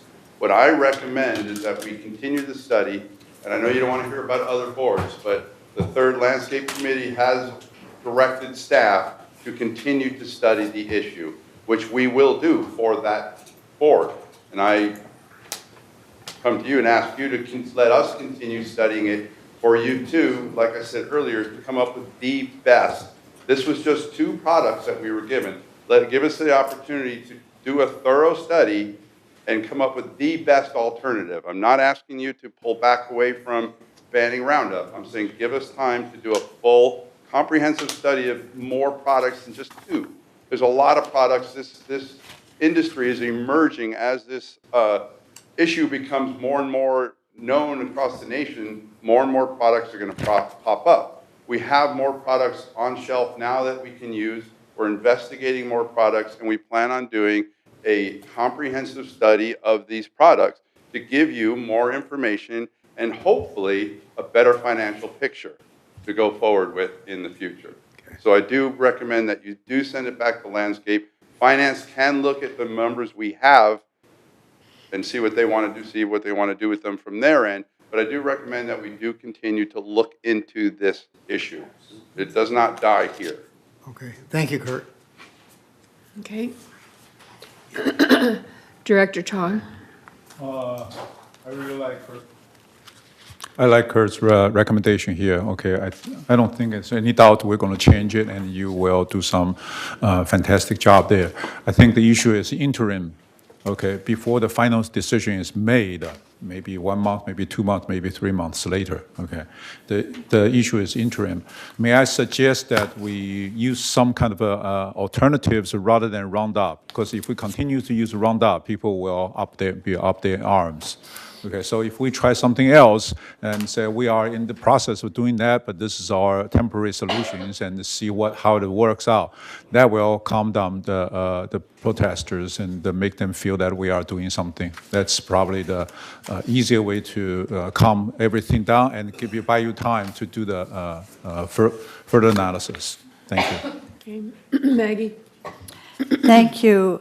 Yes, before the end of the test, I was told by Bruce and others that there were other products that were possibly better and possibly less expensive for us, more effective products. So we do want this to continue.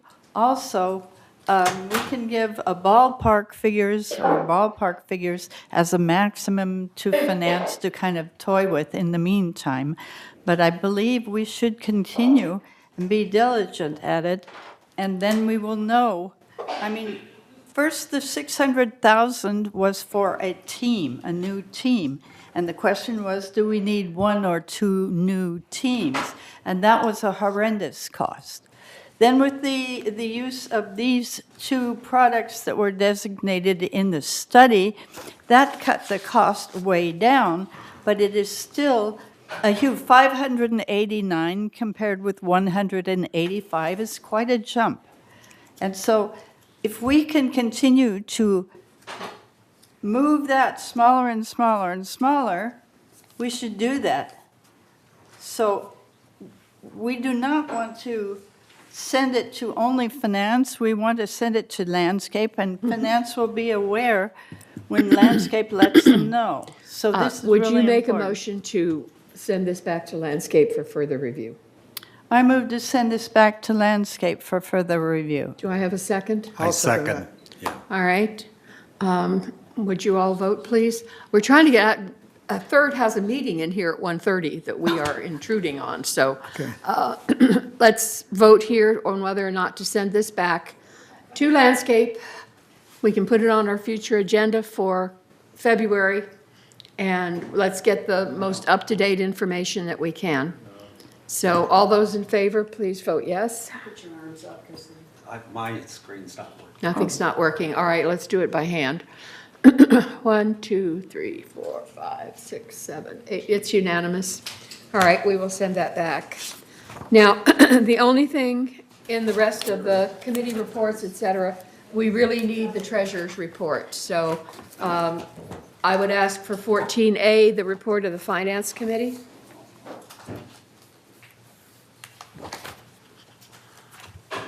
Okay, can we have slide 1, please? Why don't you just start talking? Okay, total revenue for United as of November 30th, 2018 was $37,463,000. Total expenses, $38,449,000. Revenue over expense was it was actually expenses more of $986,000. Through November, slide 2, please. Through November, United was better than budget by $219,000, primarily due to employee compensation, savings due to delayed progress of certain reserve programs, outsourcing of water heaters, and a mix of buildings being painted. Materials and supplies, more cost-effective products selected for water heater replacements in the first part of the year. Interest income, higher reserve balances than anticipated, yielding more interest income. Slide 3.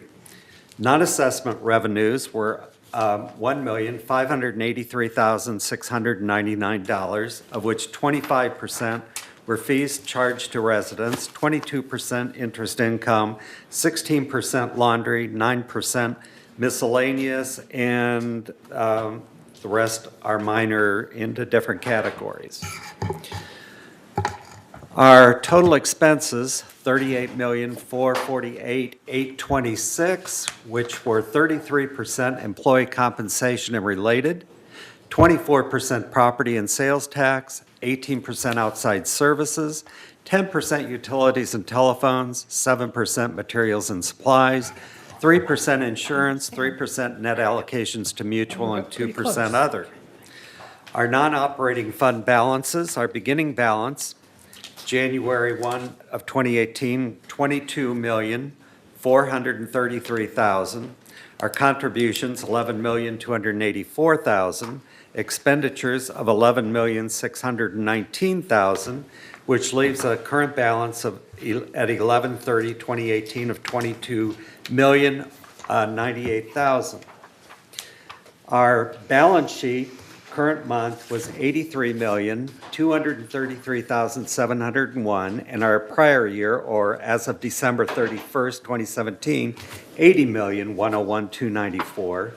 So our balance increase to date, we're better than last December of $3,132,407.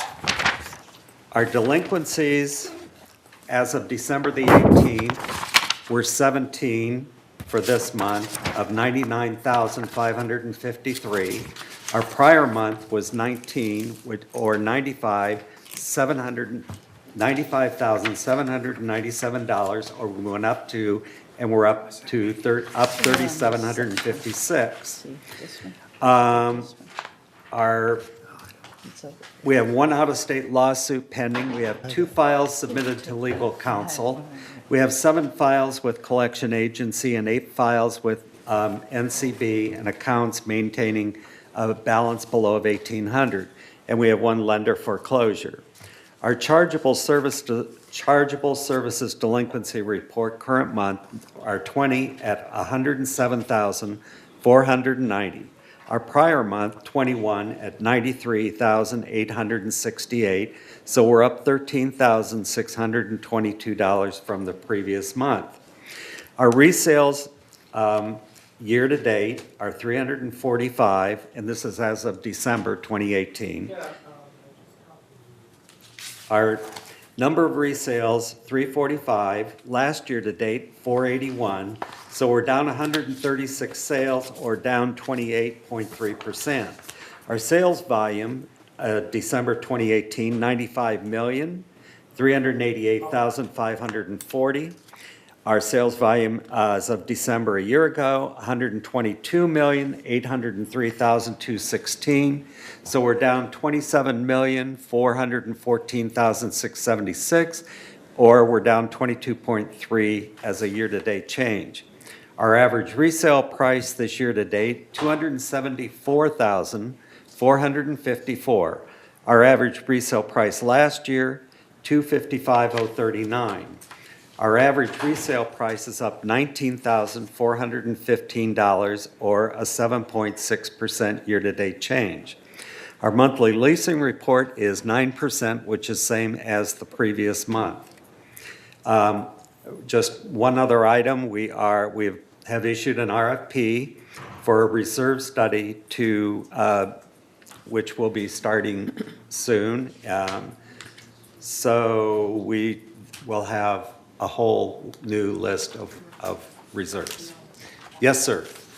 I only have one question, Mr. Treasurer. What was the reason for the almost $1 million loss, $986,000? And how does that compare to the budget? You show that the expenses were over the revenue by $986,000, almost $1 million. What caused that, and how does that compare to the actual budget? We'll probably make that up in the month of December. No, I know, but what caused that? We're pretty much. I'm just asking what caused it, how does it compare to the budget? I just went through that with all the expenses. Okay, so was increase in expenses not anything to do with revenue? No. All right, I'm going to make an executive decision that we will not do the committee reports and the director's comments. I would ask directors to save your comments, and you can make them at the end of the closed meeting, which also has director's comments, because it is 1:31 and we were supposed to be out. There's another meeting coming in here at 1:30. So this meeting is recessed. Closed meeting upstairs.